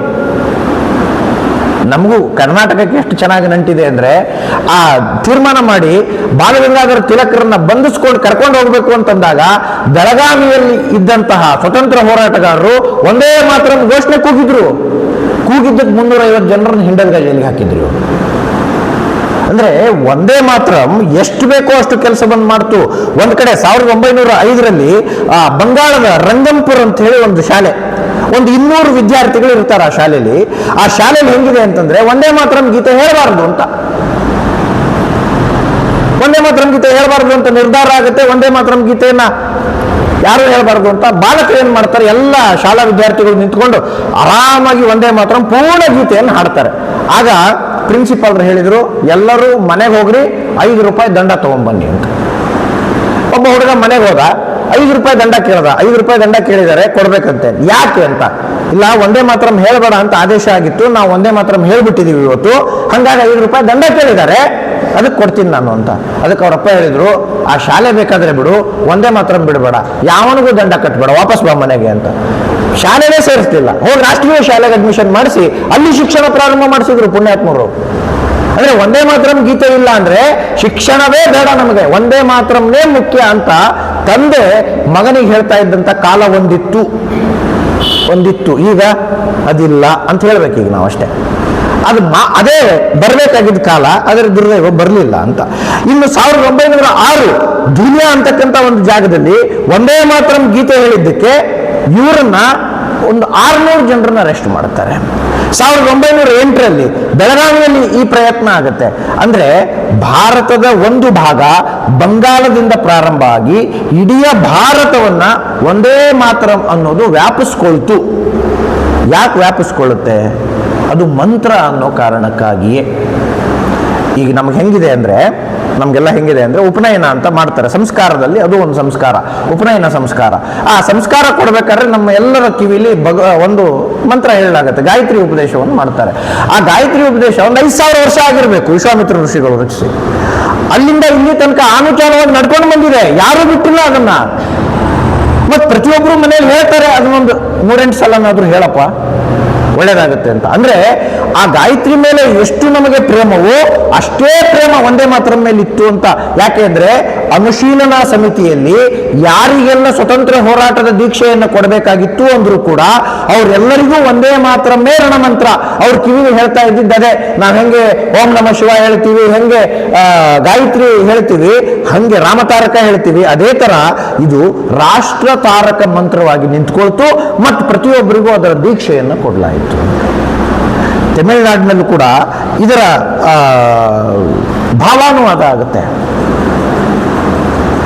ಅಷ್ಟೇ ಅಲ್ಲ, ಈಗಿನ ಪಾಕಿಸ್ತಾನದ ಭಾಗ ಏನಿದೆ, ಲಾಹೋರ್ ಏನಿದೆ, ಈ ಲಾಹೋರ್ನಲ್ಲಿ ಹೋರಾಟಗಳು ಪ್ರಾರಂಭ ಆಗ್ತಿದ್ದಿದೆ ಒಂದೇ ಮಾತ್ರ ಘೋಷಣೆ ಮೂಲಕ. ನೀವು ಕ್ರಾಂತಿಕಾರಿಗಳ ಯಾರ ಜೀವನ ಚರಿತ್ರೆ ಬೇಕಾದರೂ ಓದಿ, ಯಾರ್ದಾದ್ರೂ ಜೀವನ ಚರಿತ್ರೆ ಓದಿ, ಆ ಎಲ್ಲರ ಜೀವನ ಚರಿತ್ರೆಯಲ್ಲಿ ಒಂದೇ ಮಾತ್ರ ಅನ್ನೋದೇ ಅತ್ಯಂತ ಮುಖ್ಯವಾಗಿ ಇರುವಂತದ್ದು ಅಂತ. ನಾವು ಭಗತ್ ಸಿಂಗ್, ರಾಜ್ಗುರು, ಸುಖದೇವರನ್ನ ಗಲ್ಲಿಗೆ ಹಾಕ್ಬೇಕಾದ್ರೆ ನಾವು ಆ ಕಥೆಯನ್ನ ಕೇಳ್ತೀವಿ. ಅವ್ರೇನ್ ಮಾಡ್ತಾರೆ, ರಂಗದೇವ ಸಂತಿ ಅಂತ ಹಾಡು ಹೇಳ್ಕೊಂಡೇನೋ ಬರ್ತಾರೆ. ಆದ್ರೆ ಅವ್ರ ಕಡೆಗೆ ಆ ನೇಣು ಕುಣಿಕೆ ಹತ್ರ ಬಂದು ನಿಂತಾಗ ಅವ್ರು ಹೇಳೋದು ಮತ್ತು ಒಂದೇ ಮಾತ್ರನೇ, ಮತ್ತು ಭಾರತ್ ಮಾತಾ ಕಿ ಜಯವೇ. ಯಾಕೆ ಈ ಹುಚ್ಚು ಅಂತಂದ್ರೆ ಅವ್ರಿಗೆ ಆ ಭಾರತವನ್ನ ಪೂಜಿಸುವ ಜ್ಞಾನ ಇತ್ತು ಅವ್ರಿಗೆ ಅಂತ. ಅಂಬೇಡ್ಕರ್ ಅವರು ಬಹಳ ಚೆನ್ನಾಗಿ ಈ ಮಾತನ್ನು ಹೇಳಿದ್ದಾರೆ. ಏನು ಅಂತ, ಅವರೇ ಹೇಳಿರೋ ಕೋಟಿದು, ನಾನು ಈಗ ಭಾರತೀಯ ಮತ್ತು ಕೊನೆವರೆಗೂ ಭಾರತೀಯನೇ ನಾನು ಅಂತ. ಅಂದ್ರೆ ಮಧ್ಯದಲ್ಲಿ ಹಿಂದೂ, ಆಮೇಲೆ ಭಾರತೀಯ, ಬ್ರಾಹ್ಮಣ ಭಾರತೀಯ, ಮುಸ್ಲಿಂ ಭಾರತೀಯ, ಲಿಂಗಾಯತ ಭಾರತೀಯ ಅಲ್ಲ. ನಾನು ಹುಟ್ಟುವಾಗಲೂ ನಾನು ಭಾರತೀಯ, ಕೊನೆವರೆಗೂ ನಾನು ಭಾರತೀಯ. ಮತ, ಪಂಥ, ಜಾತಿ ಮತ್ತು ಎಲ್ಲ ನನ್ನ ಪದವಿ ಸಮ್ಮಾನಗಳು ಒಂದೆಡೆ ಆದರೆ ಭಾರತ ಅನ್ನೋದು ಇನ್ನೊಂದೆಡೆ. ಹಾಗಾಗಿ ಹುಟ್ಟಿ ಭಾರತೀಯ, ನಾನು ಸಾಯುವವರೆಗೂ ಭಾರತೀಯ ಮಾತ್ರನೇ ಇರ್ತೀನಿ ಅಂತ ಅಷ್ಟು ಸ್ಪಷ್ಟವಾಗಿ ಹೇಳಬೇಕು. ಅಂದ್ರೆ ಅವರಿಗೆ ಭಾರತದ ಮೇಲೆ ಇನ್ನೆಷ್ಟು ಪ್ರೇಮ ಇರಬೇಕು ಅಂತ ಅವರು ಒಂದೇ ಮಾತ್ರ ಬಗ್ಗೆ ಮಾತಾಡಿದ್ದಾರೆ. ಇನ್ನು ಸಾವರ್ಕರ್ ಬಿಟ್ಬಿಡಿ, ಒಂದೇ ಮಾತ್ರಮಿನ ಅತಿ ಪ್ರೀತಿಯ ಅದು ದ್ಯೋತಕ, ಅದು ಒಂದೇ ಮಾತ್ರ. ಯಾಕೆಂದ್ರೆ ಅವರು ಈ ಒಂದೇ ಮಾತ್ರಮನ್ನ ಪ್ರೇರಣೆಯಾಗಿ ಇಟ್ಕೊಂಡು ಮುಂದೆ ಜಯೋಸ್ತುತೆಯನ್ನು ಬರೀತಾರೆ. ಆ ಜಯೋಸ್ತುತೆ ಹೆಂಗಿದೆ ಅಂದ್ರೆ, ನೀವು ಲಾಸ್ಟ್ ಲೈನಿಗೆ ಬರಬೇಕು, ಅಧಮ ರಕ್ತ ರಂಜಿತೆ ಅಂತ ಬರುತ್ತೆ ಅಲ್ಲಿ. ಸುಜನ ಪೂಜಿತೆ ಅಧಮ ರಕ್ತ ರಂಜಿತೆ ಜಯೋಸ್ತುತೆ ಅಂತ ಬರುತ್ತೆ. ಅದರ ಅರ್ಥ ಏನು ಅಂದ್ರೆ, ನಾವಿಲ್ಲಿ ಸಂಹಾರ ಮಾಡುವಂತ ದಶಪ್ರಹರಣಧಾರಣಿ ಅಂತೀವಲ್ಲ, ಅದೇ ಅರ್ಥ ಕೊಡುತ್ತೆ. ಸುಜನರನ್ನ ಉಳಿಸು, ಅಧಮರನ್ನ ಕೊಲ್ಲು ಅಂತ. ಒಂದು ಗೀತೆ ಮತ್ತೊಂದು ಗೀತೆಗೆ ಪ್ರೇರಣೆ ಆಗುತ್ತೆ, ಒಂದು ಗೀತೆ ಸ್ವತಂತ್ರ ಹೋರಾಟಕ್ಕೆ ಪ್ರೇರಣೆ ಆಗುತ್ತೆ, ಒಂದು ಗೀತೆ ಸ್ವತಂತ್ರದ ಎಲ್ಲ ಪತ್ರಿಕೆಗಳ ಮುಖಪುಟದ ವಿಷಯ ಆಗತ್ತೆ. ಒಂದೇ ಮಾತ್ರ ಭಾರತ ಒಂದೇ ಅಲ್ಲ, ಬೇರೆ ದೇಶದಲ್ಲಿ ಭಾರತಕ್ಕಾಗಿ ಬರೆದ ಪತ್ರಿಕೆಗಳು ಕೂಡ ತಮ್ಮ ಹೆಸರನ್ನ ಒಂದೇ ಮಾತ್ರ ಅಂತ ಇಟ್ಕೊಂಡು ಬರೆದು ಮೇಡಮ್ ಕಾಮ ಏನ್ ಪ್ರಾರಂಭ ಮಾಡಿದ್ರು, ಆ ಪತ್ರಿಕೆಯ ಹೆಸರು ಒಂದೇ ಮಾತ್ರ. ಈ ಕಡೆ ಅರವಿಂದ್ ಘೋಷ್ ಪ್ರಾರಂಭ ಮಾಡಿದ ಪತ್ರಿಕೆ ಹೆಸರು ಒಂದೇ ಮಾತರಂ, ಈ ಕಡೆ ಲಾಲಾ ಲಜಪತ್ ರಾಯರು ಪ್ರಾರಂಭ ಮಾಡಿದ ಪತ್ರಿಕೆ ಹೆಸರು ಒಂದೇ ಮಾತರಂ. ಅಂದ್ರೆ ಒಂದೇ ಮಾತರಂ ಕೇವಲ ಭಾರತದಲ್ಲ, ಭಾರತ ಬಿಟ್ಟು ಹೊರಗೂ ಕೂಡ ಈ ಒಂದೇ ಮಾತರಂ ಮಂತ್ರ ರಣರಣಿಸ್ತು ಅಂತ. ಅದಾದ್ಮೇಲೆ ಹುಟ್ಕೊಂಡಿದ್ದು ಜೈ ಹಿಂದ್. ನಾವು ಭಾರತ್ ಮಾತೆಗೆ ಜೈಕಾರ ಕೊಡಬೇಕಾದ್ರೆ ಈ ಮೂರನ್ನು ಯಾವತ್ತೂ ಮಿಸ್ ಮಾಡಲ್ಲ ನಾವು. ಯಾವುದು? ಒಂದು ಒಂದೇ ಮಾತರಂ, ಎರಡನೇದ್ದು ಭಾರತ್ ಮಾತಾ ಕಿ ಜೈ, ಮೂರನೇದ್ದು ಜೈ ಹಿಂದ್. ಯಾಕೆಂದ್ರೆ ಈ ಮೂರೇ ನಮಗೆ ಸ್ವತಂತ್ರವನ್ನು ತಂದುಕೊಟ್ಟಿದ್ದು. ಹಾಗಾಗಿ ಇದನ್ನು ನಾವು ಯಾವತ್ತೂ ಮರೆಯಲ್ಲ ಅಂತ. ಸುಭಾಷ್ ಬಾಬು ಎಷ್ಟರ ಮಟ್ಟಿಗೆ ಆ ಬಂಕಿಂ ಚಂದ್ರರ ಹುಚ್ಚಿತ್ತು ಅಂತಂದ್ರೆ, ಸುಭಾಷ್ ಬಾಬು ಹೇಳ್ತಾರೆ ಒಂದು ಕಡೆ, ನಮ್ಮ ಹತ್ರ ಎರಡೇ ಪುಸ್ತಕ ಇರಬೇಕು, ಪ್ರತಿಯೊಬ್ಬ ಕ್ರಾಂತಿಕಾರಿಯು ಈ 2 ಪುಸ್ತಕಗಳನ್ನು ಕಡ್ಡಾಯವಾಗಿ ಓದಬೇಕು. ಯಾವುದು ಅಂದ್ರೆ, ಒಂದು ಆನಂದ ಮಠ, ಇನ್ನೊಂದು 1857ರ ಪ್ರಥಮ ಸ್ವತಂತ್ರ ಸಂಗ್ರಾಮ. ಈ 2 ಪುಸ್ತಕ ಓದಿ ಆಮೇಲೆ ಸೈನ್ಯಕ್ಕೆ ಸೇರ್ಕೊಳ್ಳಿ. ಶತ್ರು ಯಾರು ಮಿತ್ರ ಯಾರು ಅಂತ ಕರೆಕ್ಟ್ ಆಗಿ ಬೈಫರ್ಕೇಟ್ ಮಾಡಕ್ ಗೊತ್ತಾಗತ್ತೆ. ಅಂದ್ರೆ ಗುಂಡು ಗುರಿ ಇಡೋದೇ ಬೇಡ, ತಾನೇ ಹೋಗೋರು ತಲೆಗೆ ಬಡಿಯುತ್ತೆ, ಅಷ್ಟು ಗಟ್ಟಿ ಆಗ್ತೀರ ನೀವು ಅಂತ ಕ್ರಾಂತಿಕಾರಿ ಹೇಳ್ತಿರೋ ಮಾತಿದು. ಒಬ್ಬ ಸುಭಾಷ್ ಬಾಬು ಈ ತರ ಮಾತುಗಳನ್ನು ಹೇಳ್ತಾರೆ ಅಂತಂದ್ರೆ ಆ ಒಂದೇ ಮಾತ್ರನ ಶಕ್ತಿ ಯಾವ ತರ ಇತ್ತು ಮತ್ತು ಅದು ನಮ್ಮನ್ನ ಯಾವ ತರ ಆವರ್ಭವಿಸಿತ್ತು ಅನ್ನೋದನ್ನ ಅರ್ಥ ಮಾಡ್ಕೊಳ್ಬೇಕಾಗಿದೆ. ಹಾಗಾಗಿ ಈ 150ರ ಕಲ್ಪನೆ ಅಂತ. 150 ಇಡೀ ಭಾರತ ಸರ್ಕಾರ ಮಾಡಬೇಕು ಅಂತ ತೀರ್ಮಾನ ಮಾಡಿದೆ. ಒಂದೊಂದಲ್ಲ, 4 ಹಂತದಲ್ಲಿ ಮಾಡಬೇಕು ಅಂತ ತೀರ್ಮಾನ ಮಾಡಿದೆ ಸರ್ಕಾರ. ಆದ್ರೆ ನಾವು ಸಂಘಟನೆಯಾಗಿ ನಿಂತ್ಕೊಂಡು ಇಷ್ಟು ಕೆಲಸ ಮಾಡಲಿಲ್ಲ ಅಂದ್ರೆ, ನೆನ್ಪಿಟ್ಕೊಳ್ಳಿ, ಸಂಘದ ಹುಟ್ಟಿಗೆ ಕಾರಣರಾದ ಡಾಕ್ಟರ್ ಜಿ ಏನಿದ್ದಾರೆ ಅವರನ್ನು ಹೊರಗೆ ಹಾಕಿದ್ದು ಈ ಒಂದೇ ಮಾತ್ರ ಹೇಳಿದ್ದಕ್ಕೆ. ಅವ್ರು ಹೈಸ್ಕೂಲ್ಗೆ ಹೋಗ್ತಾ ಇದ್ರು, ಅವಾಗ ಶಾಲೆಯಲ್ಲಿ ಹೋಗಿ ಒಂದೇ ಮಾತ್ರ ಘೋಷಣೆಗೆ ಹೋಗ್ತಾರೆ. ಆ ಹೆಡ್ ಮಾಸ್ಟರ್ ಅವತ್ತೇ ಶಾಲೆಯಿಂದ ಹೊರಗೆ ಹಾಕಿದ್ರು ಅವ್ರನ್ನ.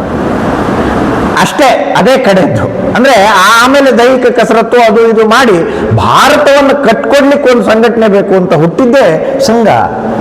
ಅಂದ್ರೆ ನಾವು ಸಂಘದ ಮೂಲ ಹುಡುಕಬೇಕು. ಮತ್ತು ಸಂಘ ಎಲ್ಲಿಂದ ಹುಟ್ಟಿತು ಅಂದ್ರೆ, ಅಗೇನ್ ಒಂದೇ ಮಾತ್ರ ಅವಮಾನ ಆಗಿದ್ದಕ್ಕೆ ಸಂಘ ಹುಟ್ಟಿದ್ದು. ಅಲ್ಲಿಯ ತನಕ ತಗೊಂಡೋಗಿ ಕನೆಕ್ಟ್ ಮಾಡಬಹುದಾದಷ್ಟು ಶಕ್ತಿ ಈ ಒಂದೇ ಮಾತ್ರ ರಣಮಂತ್ರಕ್ಕಿದೆ. ಇಲ್ಲ ಅಂದಿದ್ರೆ ಸಂಘ ಇಷ್ಟು ವ್ಯಾಪಕವಾಗಿ ಬೆಳಿಲಿಕ್ಕೆ ಸಾಧ್ಯ ಆಗ್ತಿತ್ತ?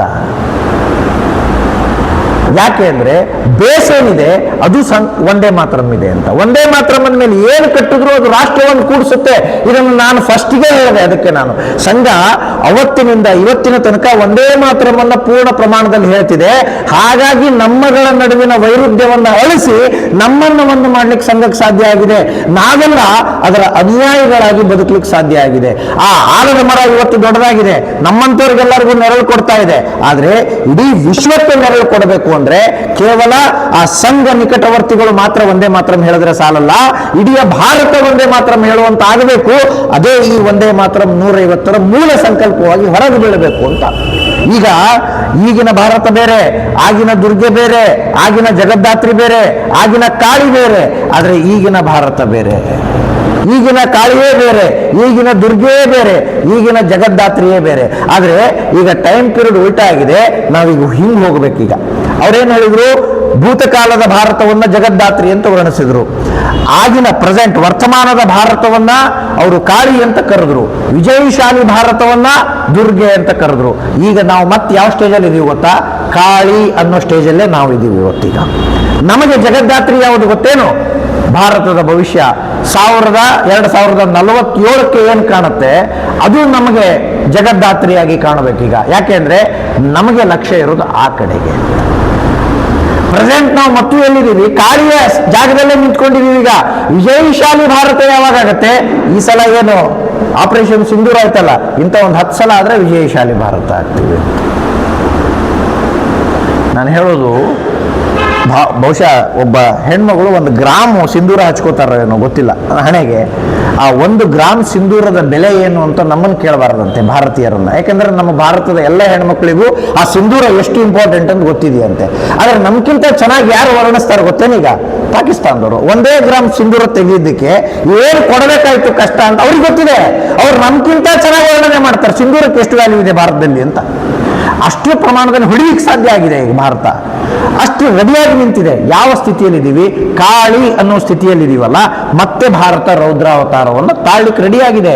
ಆದರೆ ಈ ಸಲ ಭಾರತದ ಸ್ವಾತಂತ್ರ್ಯದ ಉಳಿವಿಗಲ್ಲ, ಇದು ಭಾರತದ ಅಸ್ತಿತ್ವದ ಉಳಿವಿಗೆ, ಭಾರತದ ಸಂಸ್ಕೃತಿಯ ಉಳಿವಿಗೆ, ಭಾರತದ ಪರಂಪರೆಯ ಉಳಿವಿಗೆ, ಮತ್ತೆ ಭಾರತ ವಿಶ್ವಗುರು ಆಗಬೇಕು ಅನ್ನೋ ಸಂಕಲ್ಪದೊಂದಿಗೆ ಮತ್ತೆ ಕಾಳಿಯಾಗಿ ಭಾರತ ಮಾತೆ ನಿಂತಿದ್ದಾಳೆ ಅಂತ. ಇದನ್ನ ವಿವೇಕಾನಂದರು ಬಹಳ ಚೆನ್ನಾಗಿ ಹೇಳ್ತಾರೆ. ಇದನ್ನು, ಈ ಮಾತನ್ನು ಬಹಳ ಚೆನ್ನಾಗಿ ಹೇಳಿದ್ದಾರೆ ಅವರು. ಈಗ ನಿದ್ರಿಸ್ತಾ ಇದೆ ಭಾರತ ಅಂತ ನಿಮಗೆಲ್ಲ ಅನಿಸಿರಬಹುದು, ಆದರೆ ಮುಂದೊಂದು ದಿನ ಭಾರತ ಕಾಳಿಯಂತೆ ದುರ್ಗೆಯಂತೆ ಮೈ ಕೊಡವಿ ಎದ್ದು ನಿಂತಾಗ ಜಗತ್ತಿನ ವೈಭವ ಅಂತ ಏನಿದೆ ಆ ಎಲ್ಲ ವೈಭವಗಳು ಮಸಕಾಗುವಂತೆ ತಾಯಿ ಭಾರತಿ ಮತ್ತೆ ಸಿಂಹಾಸನವನ್ನು ಅಲಂಕರಿಸ್ತಾಳೆ. ಆ ದಿನ ದೂರ ಇಲ್ಲ, ನನಗದು ಕಣ್ಣಳತೆಗೆ ಗೋಚರಿಸ್ತಾ ಇದೆ ಅಂತ ಅವತ್ತೇನು ಮಾತಾಡಿದ್ರಲ್ಲ, ಆ ದಿನ ಈಗ ಹತ್ರ ಬಂದು ನಿಂತಿದೆ ಅಂತ. ಈಗ ನಾವು ಮಲ್ಕೋಬಾರದು, ವಿವೇಕಾನಂದರು ಹೇಳಿದ್ದದನ್ನ.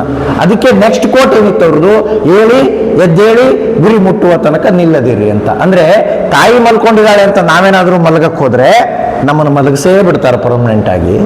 ಅದಕ್ಕೆ ಹೇಳ್ಬೇಕು ನಾವು ಅಂತ. ಆ ಸ್ಥಿತಿಯಲ್ಲಿ ಬಂದು ನಿಂತಿದ್ದೀವಲ್ಲ, ಈಗ ವಿಚಾರ ಮಾಡಬೇಕು ಭಾರತ ಅಂದ್ರೆ ಕಾಳಿ ಯಾವ ಹಂತದಲ್ಲಿದೆ ಅಂತ ಈಗ ನಾವು ಕರೆಕ್ಟಾಗಿ ವಿಚಾರ ಮಾಡಬೇಕು. ಯಾಕೆ ವಿಚಾರ ಮಾಡಬೇಕು ಅಂದ್ರೆ, ಒಂದೇ ಮಾತ್ರ ಪೂರ್ಣ ಹೇಳ್ತಾ ಇರ್ಬೇಕಾದ್ರೆ 1911 ಡಿಸೆಂಬರ್ 12ನೇ ತಾರೀಕು, ಇದೇ ಡಿಸೆಂಬರ್ ತಿಂಗಳು 12ನೇ ತಾರೀಕು ಬಂಗಾಳದ ವಿಭಜನೆಯನ್ನು ರದ್ದು ಮಾಡ್ತಾರೆ. ರದ್ದು ಮಾಡಿ ಮತ್ತೆ ಬಂಗಾಳವನ್ನು ಒಟ್ಟುಗೂಡಿಸಿದ್ರು. ಕಾರಣ ಏನು? ಒಂದೇ ಮಾತ್ರ. ಈಗ 2025ರಲ್ಲಿ ಇದ್ದೀವಿ. ನಮಗೆ ಒಂದೇ ಮಾತರಂ ಆಗಿ 150 ವರ್ಷ. ಇನ್ನು 10 ವರ್ಷ ನಾವೇನಾದ್ರೂ ಒಂದೇ ಮಾತರಂ ಅಂತ ಇಡೀ ದೇಶವ್ಯಾಪಿ ತಿರುಗಾಟ ಮಾಡಿ ಪ್ರತಿಯೊಬ್ಬರೂ ಒಂದೇ ಮಾತರಂ ಪೂರ್ಣ ಪ್ರಮಾಣದಲ್ಲಿ ಹೇಳೋ ಹಾಗಾಗ್ಬಿಟ್ರೆ ಯಾಕೆ POK ಯಾಕೆ COK ನಮಗೆ ಬರಬಾರ್ದು ಅಂತ. ದೂರವಿಲ್ಲ, ಸಂಕಲ್ಪ ಗಟ್ಟಿಯಾಗಿರ್ಬೇಕಷ್ಟೇ. POK 10 ವರ್ಷ ಕಾಯ್ಬೇಕು ಅಂತ ಏನಿಲ್ಲೇನಪ್ಪ, ನಮಗೆ ಭಾಸ ಆಗೋ ರೀತಿಯಲ್ಲಿ ಒಂದು 10 ವರ್ಷನೂ ಕಾಯ್ಬೇಕಾಗಲ್ಲ POKಗೆ. ಆದರೆ ಈ ಕಡೆ ಇದೆಯಲ್ಲ ಅಕ್ಸಾಯಿ ಚೀನ್, ಅದು ಬರಬೇಕು ಅಂದ್ರೆ ಅವರು ಸ್ವಲ್ಪ ಕುಸ್ತಿ ಮಾಡಲೇಬೇಕಲ್ಲ. ನಾವು ಈಗ ಐ ಟು ಐ ಕಾಂಟ್ಯಾಕ್ಟ್ ಅಲ್ಲಿ ಇದೀವಿ. ಅವ್ರೇನಾದ್ರು ನಮಗೆ ಮಿಸೈಲ್ ಕೊಟ್ರೆ ನಾವು ಅವ್ರಿಗೆ ಮಿಸೈಲ್ ಹಾಕೋ ತಾಕತ್ ನಮಗಿದೆ. ಯುದ್ಧ ಮಾಡಕ್ ಬಂದ್ರೆ ನಾವೇನೀಗ ಮೊದಲಿನ ತರ ಕಪ್ಪು ಬಸಿ ಸಾಸರ್ಗಳನ್ನ ತಯಾರು ಮಾಡ್ತಿಲ್ಲ. ನಮ್ಮ ಹತ್ರ ಬ್ರಹ್ಮೋಸ್ಗಳಿದಾವೆ, ಬೇಕಾದ್ ಮಾಡ್ಬೋದು. ಈಗ ನಾವು ಮೊದಲಾದ್ರೆ ವಾರ ಆದ್ರೆ ನಾವು ಟ್ಯಾಂಕರ್ಗಳನ್ನ ಸೈನಿಕರನ್ನ ತಗೊಂಡು ಗಡಿಯಲ್ಲೇ ನಿಲ್ಲಿಸ್ಕೋಬೇಕಾಗಿತ್ತು. ಈಗೇನಿಲ್ಲ, 20/10 ರೂಮ್ ಆದ್ರೆ ಸಾಕು, ಈಗ ಇಡೀ ಯುದ್ಧನೇ ಮುಗಿಸ್ಬಿಡ್ತೀವಿ ನಾವು. ಯಾಕೆಂದ್ರೆ ಅವರು ಟರ್ಕಿಯಿಂದ ತಂದಿದ್ದ ಎಲ್ಲ ಡ್ರೋನ್ಗಳನ್ನ 20/10 ರೂಮ್ನಲ್ಲಿ ಕುತ್ಕೊಂಡೇ ಹ್ಯಾಂಡಲ್ ಮಾಡಿದ್ ನಾವು. ಒಂದೇ ಒಂದು ಭಾರತಕ್ಕೆ ಬೀಳಲಿಲ್ಲ, ಭಾರತದ ನೆಲ ಮುಟ್ಲೇ ಇಲ್ಲ, ಮೇಲ್ಗಡೆನೆ ಹಾರಿದು ಮೇಲ್ಗಡೆನೆ ಹೋದ್ವು ಅವೆಲ್ಲ. ಆ ಥರನೇ ಭಾರತ ನಿರ್ಮಾಣ ಆಗಿದೆ ಈಗ. ಆದರೆ ಕಾಳಿ ಪೂರ್ಣ ಪ್ರಮಾಣದಲ್ಲಿ ಇನ್ನೂ ಆಕೆ ತನ್ನ ಪ್ರಭಾವವನ್ನು ತೋರಿಸ್ಲಿಕ್ಕೆ ಶುರು ಮಾಡಿಲ್ಲ. ಯಾವಾಗ ತೋರಿಸ್ತಾಳೆ ಅಂದ್ರೆ ಯಾವಾಗ ಭಕ್ತರ ಅಪೇಕ್ಷೆ ಇರುತ್ತೋ ಅವಾಗ. ರಾಮಕೃಷ್ಣರು ಬಹಳ ಚೆನ್ನಾಗಿ ಹೇಳ್ತಾರೆ, ನೀವು ಕಾಳಿಯನ್ನು ನೋಡಿದ್ದೀರಾ ಅಂತ ವಿವೇಕಾನಂದರು ಕೇಳಿದಾಗ, ಹೌದು ನೋಡಿದ್ದೀನಿ, ನಿನ್ನ ಹತ್ರ ಎಷ್ಟು ಚೆನ್ನಾಗಿ ಮಾತಾಡ್ತಾ ಇದ್ದೀನೋ ಅಷ್ಟೇ ಚೆನ್ನಾಗಿ ನಾನು ಕಾಳಿ ಹತ್ರನೂ ಮಾತಾಡಬಲ್ಲೆ ಅಂದ್ರು ಅವರು. ಈಗ ಕಾಳಿ ಹತ್ರ ಮಾತಾಡೋರು ಬೇಕಲ್ಲ, ಅವ್ರಿಗೆ ನನಗೂ ಮಾತಾಡಕ್ ಬರುತ್ತೆ, ನೀವು ಕಳ್ಸಿದ್ರೆ ಮಾತಾಡ್ತೀನಿ ಅಂದ್ರೆ ಆಯ್ತು ಬಾ ತೋರಿಸ್ತೀನಿ ಅಂತ ಕರ್ಕೊಂಡು ಹೋದ್ರು. ತೋರಿಸಿದ್ರು ಕಾಳಿಯನ್ನ. ವಿವೇಕಾನಂದರು ಅದೇ ಕಾಳಿಯನ್ನ ಆರಾಧನೆ ಮಾಡಿದ್ರು, ಭಾರತವನ್ನು ಆ ಎತ್ತರಕ್ಕೆ ತಗೊಂಡೋಗಿ ನಿಲ್ಸಿದ್ರು. ಆದ್ರೆ ಕೇಳೋರು ನಾವೆಲ್ಲಿದ್ದೀವಿ ಕಾಳಿಯನ್ನೀಗ? ನಾವು ಕಾಳಿಯನ್ನು ಕೇಳೋದು ಬಿಟ್ಟು ಯಾವುದೇ ಕಾಲ ಆಯಿತು. ಹಾಗಾಗಿ ಕಾಳಿ ಪೂರ್ಣ ಪ್ರಮಾಣದಲ್ಲಿ ಇನ್ನೂ ಅವತಾರ ಎತ್ತಿ ನಮಗೆ ದರ್ಶನ ಕೊಡ್ತಾ ಇಲ್ಲ. ಅದಕ್ಕೆ ಕಾಳಿಯನ್ನು ನಾವು ಕಾಣಬೇಕು ಅಂತಂದ್ರೆ ಒಂದೇ ಮಾತ್ರಮೇ ಮೂಲ ಮಂತ್ರ. ಯಾಕೆ ಅಂದ್ರೆ ಒಂದೇ ಮಾತಾರಾಮ್, ತಾರಾ ಅನ್ನೋದು ಕಾಳಿಯ ಮತ್ತೊಂದು ಹೆಸರು. ನೀವು ಮಾತರಂ ಮಾತರಂ ಮಾತರಂ ಅಂದಾಗೆಲ್ಲ ನಾವು ಕಾಳಿಯನ್ನ ನೆನಪು ಮಾಡ್ಕೊಳ್ತಾ ಇರ್ತೀವಿ ಅಂತ, ಕಾಳಿಯನ್ನ ಆರಾಧನೆ ಮಾಡ್ತಾ ಇರ್ತೀವಿ ಅಂತ. ತಾರಾ ಆಕೆ ಇನ್ನೊಂದು ಹೆಸರಾದ್ರಿಂದ ಅವಳನ್ನ ಪ್ರತಿನಿತ್ಯ ನೆನೀತಾ ಇರ್ತೀವಿ ಅಂತ. ಅವಳನ್ನ ನೆನೆದಷ್ಟು ಆಕೆ ನಮಗೆ ಹತ್ರ ಆಗ್ತಾಳೆ, ಅವಳ ಅನುಗ್ರಹ ಜಾಸ್ತಿ ಆಗುತ್ತೆ. ಆಕೆಯ ಅನುಗ್ರಹವೇ ನಮಗೆ ಹೋರಾಟದ ಬಲ. ಆ ಹೋರಾಟದ ಬಲ ಇರಲಿಲ್ಲ ಅಂದಿದ್ರೆ ನಾವು ಇವತ್ತು ರಾಮ ಮಂದಿರವೂ ಕಟ್ಟಕ್ಕಾಗ್ತಿರ್ಲಿಲ್ಲ ಅಂತ. ಅದೊಂದು ಶಕ್ತಿ ನಮ್ಮನ್ನ ಒಟ್ಟು ಮಾಡ್ತು. ಆ ಒಂದು ದೈವತ್ವ ನಮ್ಮನ್ನ ಆ ಗುರಿಯಡೆಗೆ ಕರ್ಕೊಂಡು ಹೋಯ್ತು. ಹಾಗಾಗಿ ಅಷ್ಟು ದೊಡ್ಡ ಭವ್ಯ ರಾಮ ಮಂದಿರ ನಿರ್ಮಾಣ ಆಯಿತು. ಮೊನ್ನೆ ಯಾರೋ ಬೆಂಗಳೂರಿನವರು ಒಬ್ರು 30 ಕೋಟಿ ಬೆಲೆಯ ಅದಕ್ಕೆ ರತ್ನಖಚಿತ ಒಂದು ಫೋಟೋ ಫ್ರೇಮ್ ಅನ್ನು ಕೊಟ್ಟಿದ್ದಾರೆ. ನೆನ್ಪಿಟ್ಕೊಳ್ಳಿ, 30 ಕೋಟಿ ಅದರ ಬೆಲೆ, ಒಂದು ಫೋಟೋ ಫ್ರೇಮಿನ ಬೆಲೆ. ಯಾರು ಅದೇ ಬೆಳ್ಳಿ ಬಂಗಾರದ ಆಸೆಗೆ ರಾಮ ಮಂದಿರವನ್ನು ಕೊಳ್ಳೆ ಹೊಡ್ಕೊಂಡು ಹೋದ್ರಲ್ಲ, ಇವತ್ತಿಗೂ ಭಿಕ್ಷೆ ಬೇಡ್ತಾ ಇದ್ದಾರೆ ಅವರು, ಆ ದೇಶದವರು. ನಮ್ಮದೇ ರಾಮ ಮಂದಿರ ದುಡ್ಡಿನ ಆಸೆಗಾಗಿ, ಬಂಗಾರದ ಆಸೆಗಾಗಿ, ಇದೇ ಸಂಪತ್ತಿನ ಆಸೆಗಾಗಿ ಕೊಳ್ಳೆ ಹೊಡ್ಕೊಂಡು ಹೋದರು ಇವತ್ತಿಗೂ ಯಾವ ಸ್ಟೇಜಲ್ಲಿ ಇದ್ದಾರೆ ಅಂದ್ರೆ ಜಗತ್ತಿನ ಎಲ್ಲ ರಾಷ್ಟ್ರಗಳ ಮುಂದೆ ಭಿಕ್ಷೆಯನ್ನೇ ಬೇಡ್ತಾ ಇದ್ದಾರೆ. ಆದರೆ ಭಾರತ ಆ ಎಲ್ಲ ಹಂತಗಳನ್ನು ಮೀರಿ ಬರೀ ಒಂದು ನಾಮಕ್ಕೆ 3 ಕೋಟಿ ರೂಪಾಯಿ ಖರ್ಚು ಮಾಡ್ತಿದ್ದೀವಿ ನಾವು. 30 ಕೋಟಿ ರೂಪಾಯಿ ಒಂದು ಫೋಟೋ ಹಾಕ್ತಾ ಇದ್ದೀವಿ. ಇಡೀ ಬಾಗಿಲುಗಳಿಗೆ ಬಂಗಾರದ ತಗಡನ್ನು ಹೊದಿಕೆಯನ್ನು ಹೊದಿಸ್ತಾ ಇದ್ದೀವಿ ನಾವು. ಯಾವ ಮಂದಿರ ಯಾವ ಭವ್ಯತೆಗಿತ್ತೋ ಆ ಭವ್ಯತೆಗೆ ಮತ್ತೆ ಬರ್ತಾ ಇದೆ ಅದು. ಅದರಲ್ಲಿ ಸಂಶಯವೇ ಇಲ್ಲ. ಇನ್ನೊಂದು 2 ವರ್ಷ ಆದರೆ ರಾಮನ ಅಯೋಧ್ಯಾಪತಿ ರಾಮನ ಆಡಳಿತದ ನಂತರ ಆ ಮಂದಿರ ಹೇಗಿತ್ತೋ ಅದೇ ತರ ಬರುತ್ತೆ. ಸೋಮನಾಥನೂ ಅದೇ ತರ ಇದೆ, ಯಾವುದೇ ವ್ಯತ್ಯಾಸ ಇಲ್ಲ. ನಾವು ಇನ್ನೊಂದು 10 ವರ್ಷ ಬಿಟ್ಬಿಟ್ರೆ ಇಡೀ ದೇವಸ್ಥಾನಕ್ಕೆ ಬಂಗಾರ ಹೊದಿಸಿದ್ವಿ ನಾವು. ಯಾಕಂದ್ರೆ ಅಷ್ಟು ಭಕ್ತಿ ಇದೆ, ಅಷ್ಟು ನಮಗೆ ಆಸ್ಥೆ ಇದೆ ಅದರ ಮೇಲೆ. ಹಂಗೆ ಈ ಒಂದೇ ಮಾತ್ರಮಗೂ ಆಗ್ಬೇಕಲ್ಲ. ಅದು ಗುಲಾಮಿತನದಿಂದ ಹೊರಗೆ ಬಂದು ನಾವು ಕಟ್ಟಿದಂತ ದೊಡ್ಡ ವಿಜಯದ ಸಂಕೇತ ಅದೀಗ ನಮಗೆ. ಆ ಎಲ್ಲ ಹೋರಾಟಗಳ ಬಳಿಕವೂ ಕೂಡ ಅಷ್ಟು ಶ್ರೇಷ್ಠ ದೇವಸ್ಥಾನವನ್ನು ಕಟ್ಟಲಿಕ್ಕೆ ನಮ್ಮಿಂದ ಸಾಧ್ಯ ಆಯಿತು. ಆದರೆ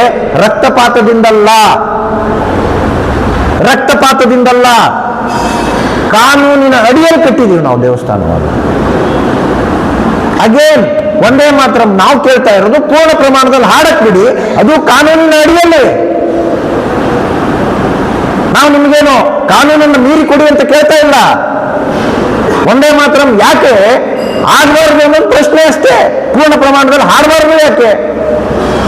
ಮೊನ್ನೆ ಸಂಸತ್ನಲ್ಲಿ ನಡೆದಂತ ಡಿಬೇಟ್ಗಳನ್ನು ಗಮನಿಸಿರ್ಬೇಕು ನೀವು. ಒಂದೇ ಮಾತ್ರ ಮೇಲೆ ನಡೆದಿದ್ದ ಡಿಬೇಟ್ಗಳನ್ನ ಒಬ್ರು ವಾದ ಮಾಡ್ತಾ ಎಲ್ಲಿಗೆ ಬಂತು ಅಂದ್ರೆ, ಈ ಒಂದೇ ಮಾತ್ರಮನ್ನ ತುಂಡರಿಸ್ಲಿಕ್ಕೆ ಪರ್ಮಿಷನ್ ಕೊಟ್ಟಿದ್ದು ರವೀಂದ್ರನಾಥ್ ಟ್ಯಾಗೋರರು. ಅವರೇ ಬೇಡ ಅಂತ ಹೇಳಿದ್ರು ಇದನ್ನ ಅಂತ ಸಂಸತ್ನಲ್ಲಿ ಮಾತಾಡಿರೋ ಮಾತಿದು. ನಾನು ಹೇಳೋದು, ಬರೆದವರಿಗೆ ಮಾತ್ರ ತುಂಡರಿಸೋ ಅಧಿಕಾರ ಇದೆ, ಬರೀದೇ ಇದ್ದವನಿಗಿಲ್ಲ. ಯಾಕೆ ಕೊಡಬೇಕು ಅಧಿಕಾರ? ಕಾಪಿರೈಟ್ಸ್ ಇದೆ ಎಲ್ಲದಕ್ಕೂ. ಹೋಗ್ಲಿ, ನಾವು ಜನಗಣಮನ ಆದ್ರೂ ಪೂರ್ತಿ ಹೇಳ್ತೀವ? ಅದು ಇಲ್ಲ. ರಾಷ್ಟ್ರಗಾನವೂ ತುಂಡು, ರಾಷ್ಟ್ರಗೀತೆಯೂ ತುಂಡು. ಹಾಗಾಗಿ ದೇಶ ಅಲ್ಲೊಂದು ತುಂಡು ಇಲ್ಲೊಂದು ತುಂಡು. ಒಟ್ಟುಗೂಡಿಸುವ ಮಂತ್ರವನ್ನೇ ನಾವು ಈ ತರ ಉಪೇಕ್ಷೆ ಮಾಡಿ ಕೈ ಬಿಟ್ಟಾಗ ಯಾವಾಗ ಭಾರತ ಒಂದಾಗತ್ತೆ? ಒತ್ತಾಯ ಇರಬೇಕಾಗಿದ್ದು ಎರಡೂ ಆಗಲಿ, ತಪ್ಪೇನಿದೆ. ಆದರೆ ಯಾವುದೇ ಹಾಡಿ ಪೂರ್ಣ ಹಾಡೋಣ. ಟೈಮ್ ನೋಡ್ತಾರಂತ 52 ಸೆಕೆಂಡ್ಗಿಂತ ಜಾಸ್ತಿ ಆಡಬಾರ್ದು ಸಭೆ ಸಮಾರಂಭಗಳಲ್ಲಿ. ನಾಡಗೀತೆನೂ ಹಂಗೆ ಮಾಡಿಟ್ರಲ್ಲ. ಅಂದ್ರೆ ಯಾವುದು ನಮ್ಮನ್ನೆಲ್ಲರನ್ನೂ ಕೂಡಿಸುತ್ತೋ ಅದು ಯಾರಿಗೂ ಬೇಡ. ಯಾಕೆಂದ್ರೆ ಕೂಡಿದ್ರೆ ಕಷ್ಟ ಜಾಸ್ತಿ ಇದೆ. ನಾವು ಹೇಗೆ ತುಂಡಾಗ್ತಾ ಹೋಗ್ತೀವೋ ಅಷ್ಟು ಬೆನಿಫಿಟ್ ಬೇರೆಯವರಿಗಿದೆ. ಹಾಗಾಗಿ ತುಂಡು ಮಾಡಲಿಕ್ಕೆ ಅಂತಾನೆ ಭಾರತದಲ್ಲಿ ಶಕ್ತಿಗಳು ಹುಟ್ಕೊಳ್ತಾ ಇದ್ದಾವೆ. ಜಂಜಿ ಹೋರಾಟ ಬೇರೆ ದೇಶದಲ್ಲಿ ಸಿಕ್ಕಾಪಟ್ಟೆ ಜೋರಾಗಿ ನಡೀತಾ ಇದೆ. ಭಾರತದಲ್ಲಿ ಇನ್ನೂ ಇಲ್ಲೊಂದು ಕಿಡಿ ಹೇಳ್ತಿದೆ, ಆದರೆ ಪೂರ್ಣ ಪ್ರಮಾಣದಲ್ಲಿ ನಡೀತಿಲ್ಲ. ಮೊನ್ನೆ ಉತ್ತರ ಪ್ರದೇಶದಲ್ಲಿ ಒಂದು ಘಟನೆ ಆಯಿತು. ಒಂದೇ ಮಾತ್ರ ಹೇಳಲ್ಲ ಅಂತ ಒಬ್ರು ಅಡ್ಡ ಹಾಕಿದ್ರು. ಅಲ್ಲಿರೋದು ಯೋಗಿ ಒಂದೇ ಮಾತ್ರ ಹೇಳಲಿಲ್ಲ ಅಂದ್ರೆ ಹೇಳಿಸ್ತಾರೆ, ಗೊತ್ತಿದೆ ಅವ್ರಿಗೆ, ಚೆನ್ನಾಗಿ ಗೊತ್ತಿದೆ, ಹೇಳಿಸ್ಬೇಕು ಹೆಂಗೆ ಅಂತ ಗೊತ್ತಿದೆ. ಆದರೆ ಇಲ್ಲಿ ಆಗಲ್ವೇ? ಇಲ್ಲಿ ಒಂದೇ ಮಾತ್ರ ಹೇಳೋರು ಬೇಕಲ್ಲ ಪೂರ್ಣ ಪ್ರಮಾಣದಲ್ಲಿ. ಅದಕ್ಕೆ ನಾವು ಸಜ್ಜಾಗಬೇಕು ಅಂತ. ನಾವು ಸಜ್ಜಾಗಬೇಕು. ಹೇಗಿದೆ ಅಂತಂದ್ರೆ, ಈಗ ಎಷ್ಟೋ ಶಾಲೆಗಳು ಈ ಖಾಸಗಿ ಶಾಲೆಗಳಲ್ಲಿ ಸಾಮೂಹಿಕವಾಗಿ ಒಂದೇ ಮಾತ್ರ ಹಾಡಿಸಿ ವಿಡಿಯೋ ಅಪ್ಲೋಡ್ ಮಾಡ್ತಾ ಇದ್ದಾರೆ. ಈಗ ಅದೊಂದು ಅಭಿಯಾನ ಶುರುವಾಗಿದೆ. ಈಗ ಎಲ್ಲರೂ 500 ಜನ, 150 ಜನ, 400 ಜನ ಸೇರ್ಕೊಂಡು ಒಂದೇ ಮಾತ್ರ ಹಾಡಿ ಅಪ್ಲೋಡ್ ಮಾಡ್ತಾ ಇದ್ದಾರೆ. ಅದೊಂದು ಟ್ರೆಂಡ್ ಆಗಬೇಕು, ಅದು ಪೂರ್ಣ ಪ್ರಮಾಣದಲ್ಲಿ ಹಾಡೋದು ಅಂತ. ಯಾವಾಗ ಅದು ಆ ಜನಮಾನಸದಲ್ಲಿ ನಿಲ್ಲುತ್ತೋ ಆಗ ಮಾತ್ರ ಭಾರತ ಬದಲಾಗಲಿಕ್ಕೆ ಸಾಧ್ಯ. ಯಾವ ವಯಸ್ಸಿನವ್ರಿಗೆ ಇಳಿಬೇಕು ಗೊತ್ತಾ? ಇದು 14ರಿಂದ 16 ವರ್ಷದ ವಯಸ್ಸಿನವರ ನಡುವೆ ಇಳಿಬೇಕಿದು ಒಂದೇ ಮಾತ್ರ ಈಗ. ಯಾಕೆ ಅಂದ್ರೆ ಈ ಒಂದೇ ಮಾತ್ರ ಒಬ್ಬ ಖುದಿರಾಮ್ ಬೋಸ್, ಇನ್ನೊಬ್ಬ ಪ್ರಫುಲ್ ಜಾಕಿ, ಇವರಿಬ್ರು ಅದೇ ಏಜ್ನವ್ರು. ಇವರಿಗೆ ಸ್ವಾತಂತ್ರ್ಯದ ಹುಚ್ಚಿಡಿಸಿದ್ದು ಒಂದೇ ಮಾತ್ರ. ಇವರಿಬ್ರು ಸೇರಿ ಒಬ್ಬ ಕಿಂಗ್ಸ್ ಫೋರ್ಡ್ನ ಮೇಲೆ ಅಟ್ಯಾಕ್ ಮಾಡ್ತಾರೆ. ದುರ್ದೈವ ಏನು ಅಂದರೆ, ಅವತ್ತು ಆ ಕಿಂಗ್ಸ್ ಫೋರ್ಡ್ ಇದರಲ್ಲಿ ಇರೋದೇ ಇಲ್ಲ, ಸಾರೋಟಲ್ಲಿ ಇರೋದೇ ಇಲ್ಲ. ಅವನಿಬ್ಬರು ಇಂಗ್ಲಿಷ್ ಕೆಲಸಗಾರರು ಸತ್ತೋಗ್ತಾರೆ, ಇವನು ಜೀವಂತ ಉಳಿದು ಬಿಡ್ತಾನೆ. ಖುದಿರಾಮ್ ಬೋಸು ರೈಲ್ವೆ ಟ್ರ್ಯಾಕ್ ಹಿಡಿದು ಓಡಕ್ಕೆ ಪ್ರಾರಂಭ ಮಾಡ್ದ, ಪ್ರಫುಲ್ ಜಾಕಿ ಕಾಡಲ್ಲಿ ಓಡಕ್ಕೆ ಶುರು ಮಾಡ್ದ. ಆದರೆ ದುರ್ದೈವ ಏನು, ಆ ಬಾಂಬ್ ಹಾಕಿದ ಮೇಲೆ ಪ್ರಫುಲ್ ಜಾಕಿ ಚಪ್ಪಲಿ ಬಿಟ್ಬಿಟ್ಟಿದ್ದ ಒಂದ್ ಹತ್ರ. ಆ ಚಪ್ಪಲಿ ಬಿಟ್ಟಿದ್ರ ಪರಿಣಾಮ ಆ ಚಪ್ಪಲಿ ಯಾರದ್ದು ಅಳತೆ ಎಷ್ಟಿದೆ ಅಂತ ಸಣ್ಣ ಹುಡುಗಂದು ಅಂತ ಗೊತ್ತಾದಾಗ ಅನುಮಾನಾಸ್ಪದವಾಗಿ ಸಣ್ಣ ವಯಸ್ಸಿನ ಹುಡುಗರು ಯಾರು ಓಡಾಡ್ತಾ ಇದ್ದಾರೆ ಅಂತ ಹುಡುಕಿ ಪ್ರಫುಲ್ ಜಾಕಿನ ಹಿಡ್ಕೊಂಡ್ರು. ಅವನು ತಲೆನೇ ಕೆಡಿಸ್ಕೊಳ್ಳಿಲ್ಲ, ತನ್ನ ಹತ್ರ ಇದ್ದಿದ್ದು ಪಿಸ್ತೂಲ್ ತೆಗೆದ, ತಲೆಗೆ ಇಟ್ಕೊಂಡ, ಒಂದೇ ಮಾತರಂ ಬಂದ, ಶೂಟ್ ಮಾಡ್ಕೊಂಡ ಹೋದ, ಹುತಾತ್ಮನಾದ ಭಾರತಕ್ಕೆ. ಆದ್ರೆ ಇವನು ಖುದಿರಾಮ್ ಬೋಸ್ ರೈಲ್ವೆ ಟ್ರ್ಯಾಕ್ ಓಡ್ತಾ ಓಡ್ತಾ ಓಡ್ತಾ ಓಡ್ತಾ ಹೋದ. ಒಂದ್ ಯಾವ್ದೋ ರೈಲ್ವೆ ಸ್ಟೇಷನ್ ಸಿಕ್ತು ಅಂತ ಅಲ್ಲಿ ಆರಾಮಾಗಿ ರೆಸ್ಟ್ ಮಾಡ್ತಾ ಇದ್ದ. ರೆಸ್ಟ್ ಮಾಡ್ಬೇಕಾದ್ರೆ ಪೇಪರ್ ಮಾರೋನ್ ಬಂದ.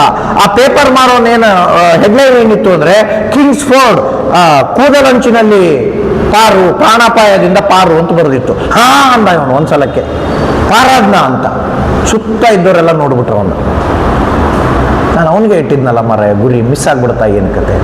ಮತ್ತೆ ಆ ಪೇಪರ್ ಇಸ್ಕೊಂಡು ಹೋದ, ಅದರಲ್ಲಿ ಬರೆದಿತ್ತು ಇಬ್ಬರು ಇಂಗ್ಲಿಷ್ ಅಧಿಕಾರಿಗಳು ಹತ್ಯೆ ಆಗಿದ್ದಾರೆ, ಆ ಕಿಂಗ್ಸ್ ಫೋರ್ಡ್ ಸ್ವಲ್ಪ ಅಂತರದಲ್ಲಿ ಪಾರಾಗಿದ್ದಾನೆ. ಛೇ ಅಂದ. ಎಷ್ಟು ಪ್ರಯತ್ನ ಮಾಡಿದ್ದೆ ಮರ, ಎಲ್ಲ ವ್ಯರ್ಥ ಆಯ್ತಲ್ಲ. ಅದನ್ನು ನೋಡಿ ಪೊಲೀಸರು ಇನ್ಫಾರ್ಮ್ ಮಾಡಿ ಅವನನ್ನು ಅರೆಸ್ಟ್ ಮಾಡಿಸಿ ಕಳಿಸಿದ್ರು, ಖುದಿರಾಮ್ ಬೋಸ್ನ. ಬಿಕಾಸ್ ಆಫ್ ಒಂದೇ ಮಾತರಂ. ಅವ್ನು ಹೇಳ್ತಾನೆ, ಸಾಯ್ಬೇಕಾದ್ರೆ ಕೂಡ ಒಂದೇ ಮಾತರಂ ಅಂದ್ಬಿಟ್ರೆ ಬೇರೆ ಯಾವುದೇ ವಿಚಾರವನ್ನು ನಾನು ಹೇಳಲ್ಲ, ನಾನು ವಿಚಾರನೂ ಮಾಡಲ್ಲ ಅದನ್ನ ಅಂತ. ಏನು ಅದ್ಭುತವಾದ ಮನುಷ್ಯ ಅವನು. ಏನು ಚಿಂತೆ ಇಲ್ಲ ನನಗೀಗ, ಹಾಗಾಗಿ ಜೈಲಲ್ಲಿ ಆರಾಮಾಗಿದ್ದೀನಿ, ಇನ್ನೊಂದು ಸ್ವಲ್ಪ ದಪ್ಪ ಆಗಿದ್ದೀನಿ ಅಂತ ಅವನು ಪುಣ್ಯಾತ್ಮ.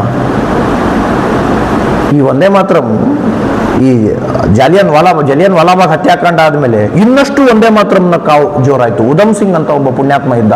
ಆ ಒಂದೇ ಮಾತರಂ ಹುಚ್ಚಿ ಎಷ್ಟಿತ್ತು ಅವನಿಗೆ ಅಂದ್ರೆ, 20 ವರ್ಷ ಕಾದಿದ್ದಾನ ಅವನು ಡಯರ್ನ ಹೊಡೆಯಕ್ಕೆ.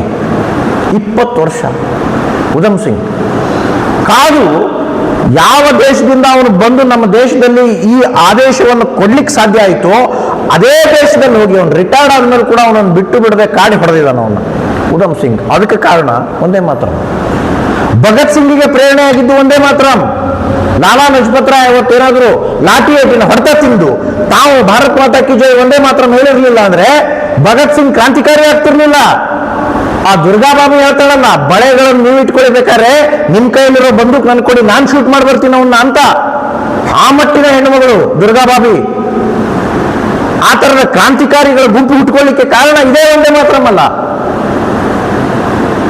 ಅಂದ್ರೆ ನೀವು ಸ್ವತಂತ್ರಗೊಳ್ಳಲಿಕ್ಕೆ ಭಾರತ ಉಪಯೋಗಿಸಿದ ಏಕೈಕ ರಣಮಂತ್ರ ಅಂದ್ರೆ ಅದು ಒಂದೇ ಮಾತರಂ ಬಿಟ್ರೆ ಬೇರೆ ಏನೂ ಇಲ್ಲ ಅಂತ. ಅಷ್ಟರ ಮಟ್ಟಿಗೆ ಈಗ ನಾವು ಒಂದೇ ಮಾತರಂದೊಂದಿಗೆ ಮೇಳೈಸಿಕೊಳ್ಳುವಂತ ಅವಶ್ಯಕತೆ ಇದೆ. ಯಾಕಿದೆ ಅಂತಂದ್ರೆ, ಈಗ ಹೊರಗಡೆ ಶತ್ರುಗಳಿಗಿಂತ ಒಳಗಡೆ ಶತ್ರುಗಳು ಜಾಸ್ತಿ ಆಗಿದ್ದಾರೆ.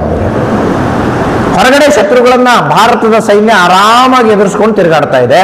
ಆದರೆ ಒಳಗಡೆ ಶತ್ರುಗಳು, ನಾನು ಒಂದೇ ಮಾತರಂ ಹೇಳಲ್ಲ, ನಾನು ಒಂದೇ ಮಾತರಂ ಹೇಳಲಿಲ್ಲ ಅಂದ್ರೆ ನನ್ನ ಹೊರಗೆ ಹಾಕ್ತೀರಾ, ಈ ಥರದ ಪ್ರಶ್ನೆಗಳನ್ನು ಕೇಳ್ತಾ ಇದೆ.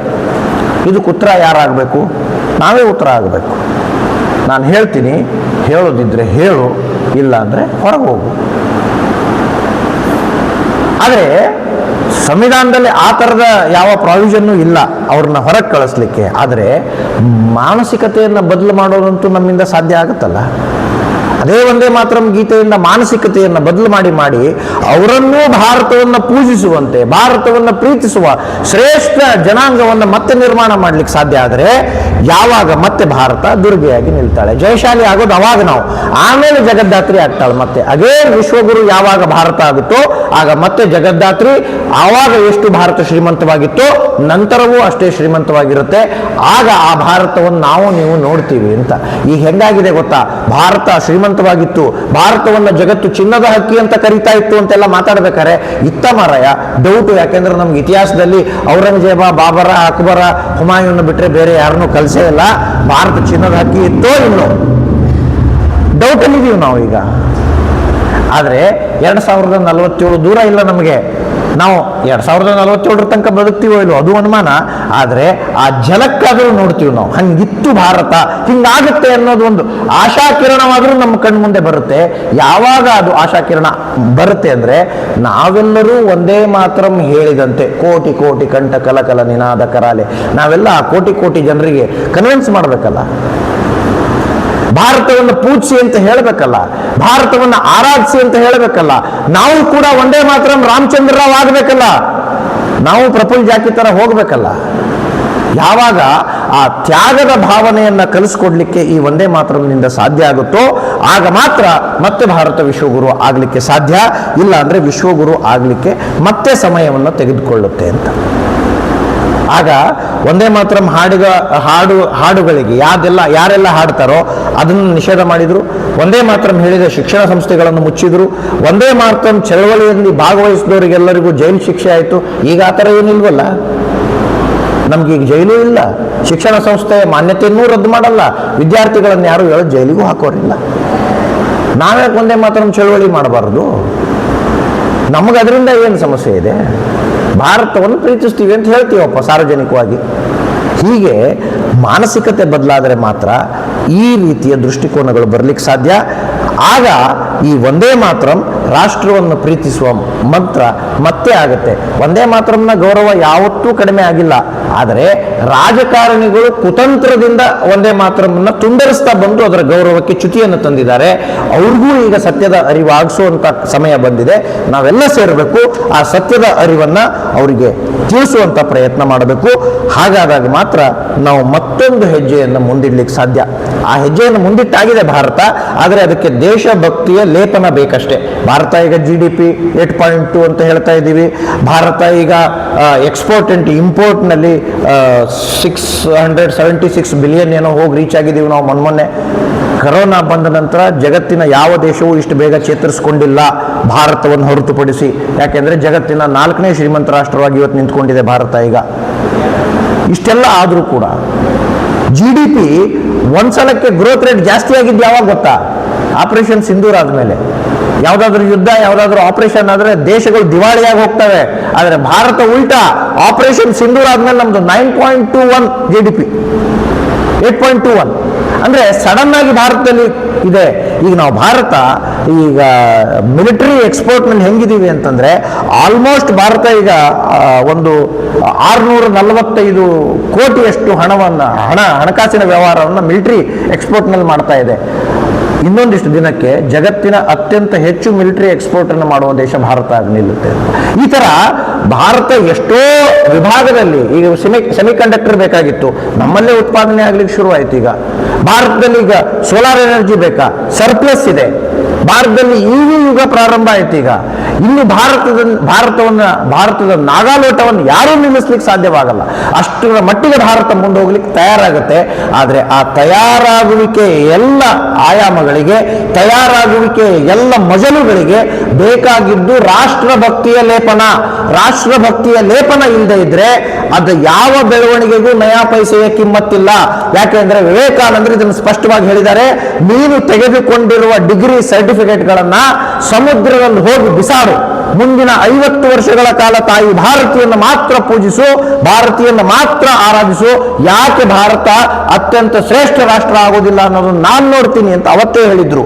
ಆದರೆ ನಾವು ಈಗ ಸರ್ಟಿಫಿಕೇಟ್ಗಳ ಹಿಂದೆ, ಆ ಕೋರ್ಸ್ಗಳ ಹಿಂದೆ, ಹಣದ ಹಿಂದೆ, ಶ್ರೀಮಂತಿಕೆ ಹಿಂದೆ, ವ್ಯಾಪಾರದ ಹಿಂದೆ ಬಿದ್ದಾಗಿದೆ. ಆದರೆ ಅದಕ್ಕೆಲ್ಲದಕ್ಕೂ ರಾಷ್ಟ್ರಭಕ್ತಿಯ ಲೇಪನ, ತಾಯಿ ಭಾರತೀಯ ಆಶೀರ್ವಾದವನ್ನು ಪಡೀಲಿಕ್ಕೆ ಈ ಒಂದೇ ಮಾತ್ರಂ ಅನ್ನೋ ಗೀತೆಯನ್ನ ನಾವು ಆಯ್ಕೆ ಮಾಡಿಕೊಂಡು ತಾಯಿ ಭಾರತಿಯನ್ನ ಆಹ್ವಾನಿಸಿದ್ದೇ ಆದರೆ ಮತ್ತೆ ಭಾರತ ಆಧ್ಯಾತ್ಮಿಕವಾಗಿ ಕೂಡ, ಆರ್ಥಿಕವಾಗಿಯೂ ಕೂಡ ಜಗತ್ತಿನ ಶಕ್ತಿಯಾಗಿ ಹೊರಹೊಮ್ಮುತ್ತೆ.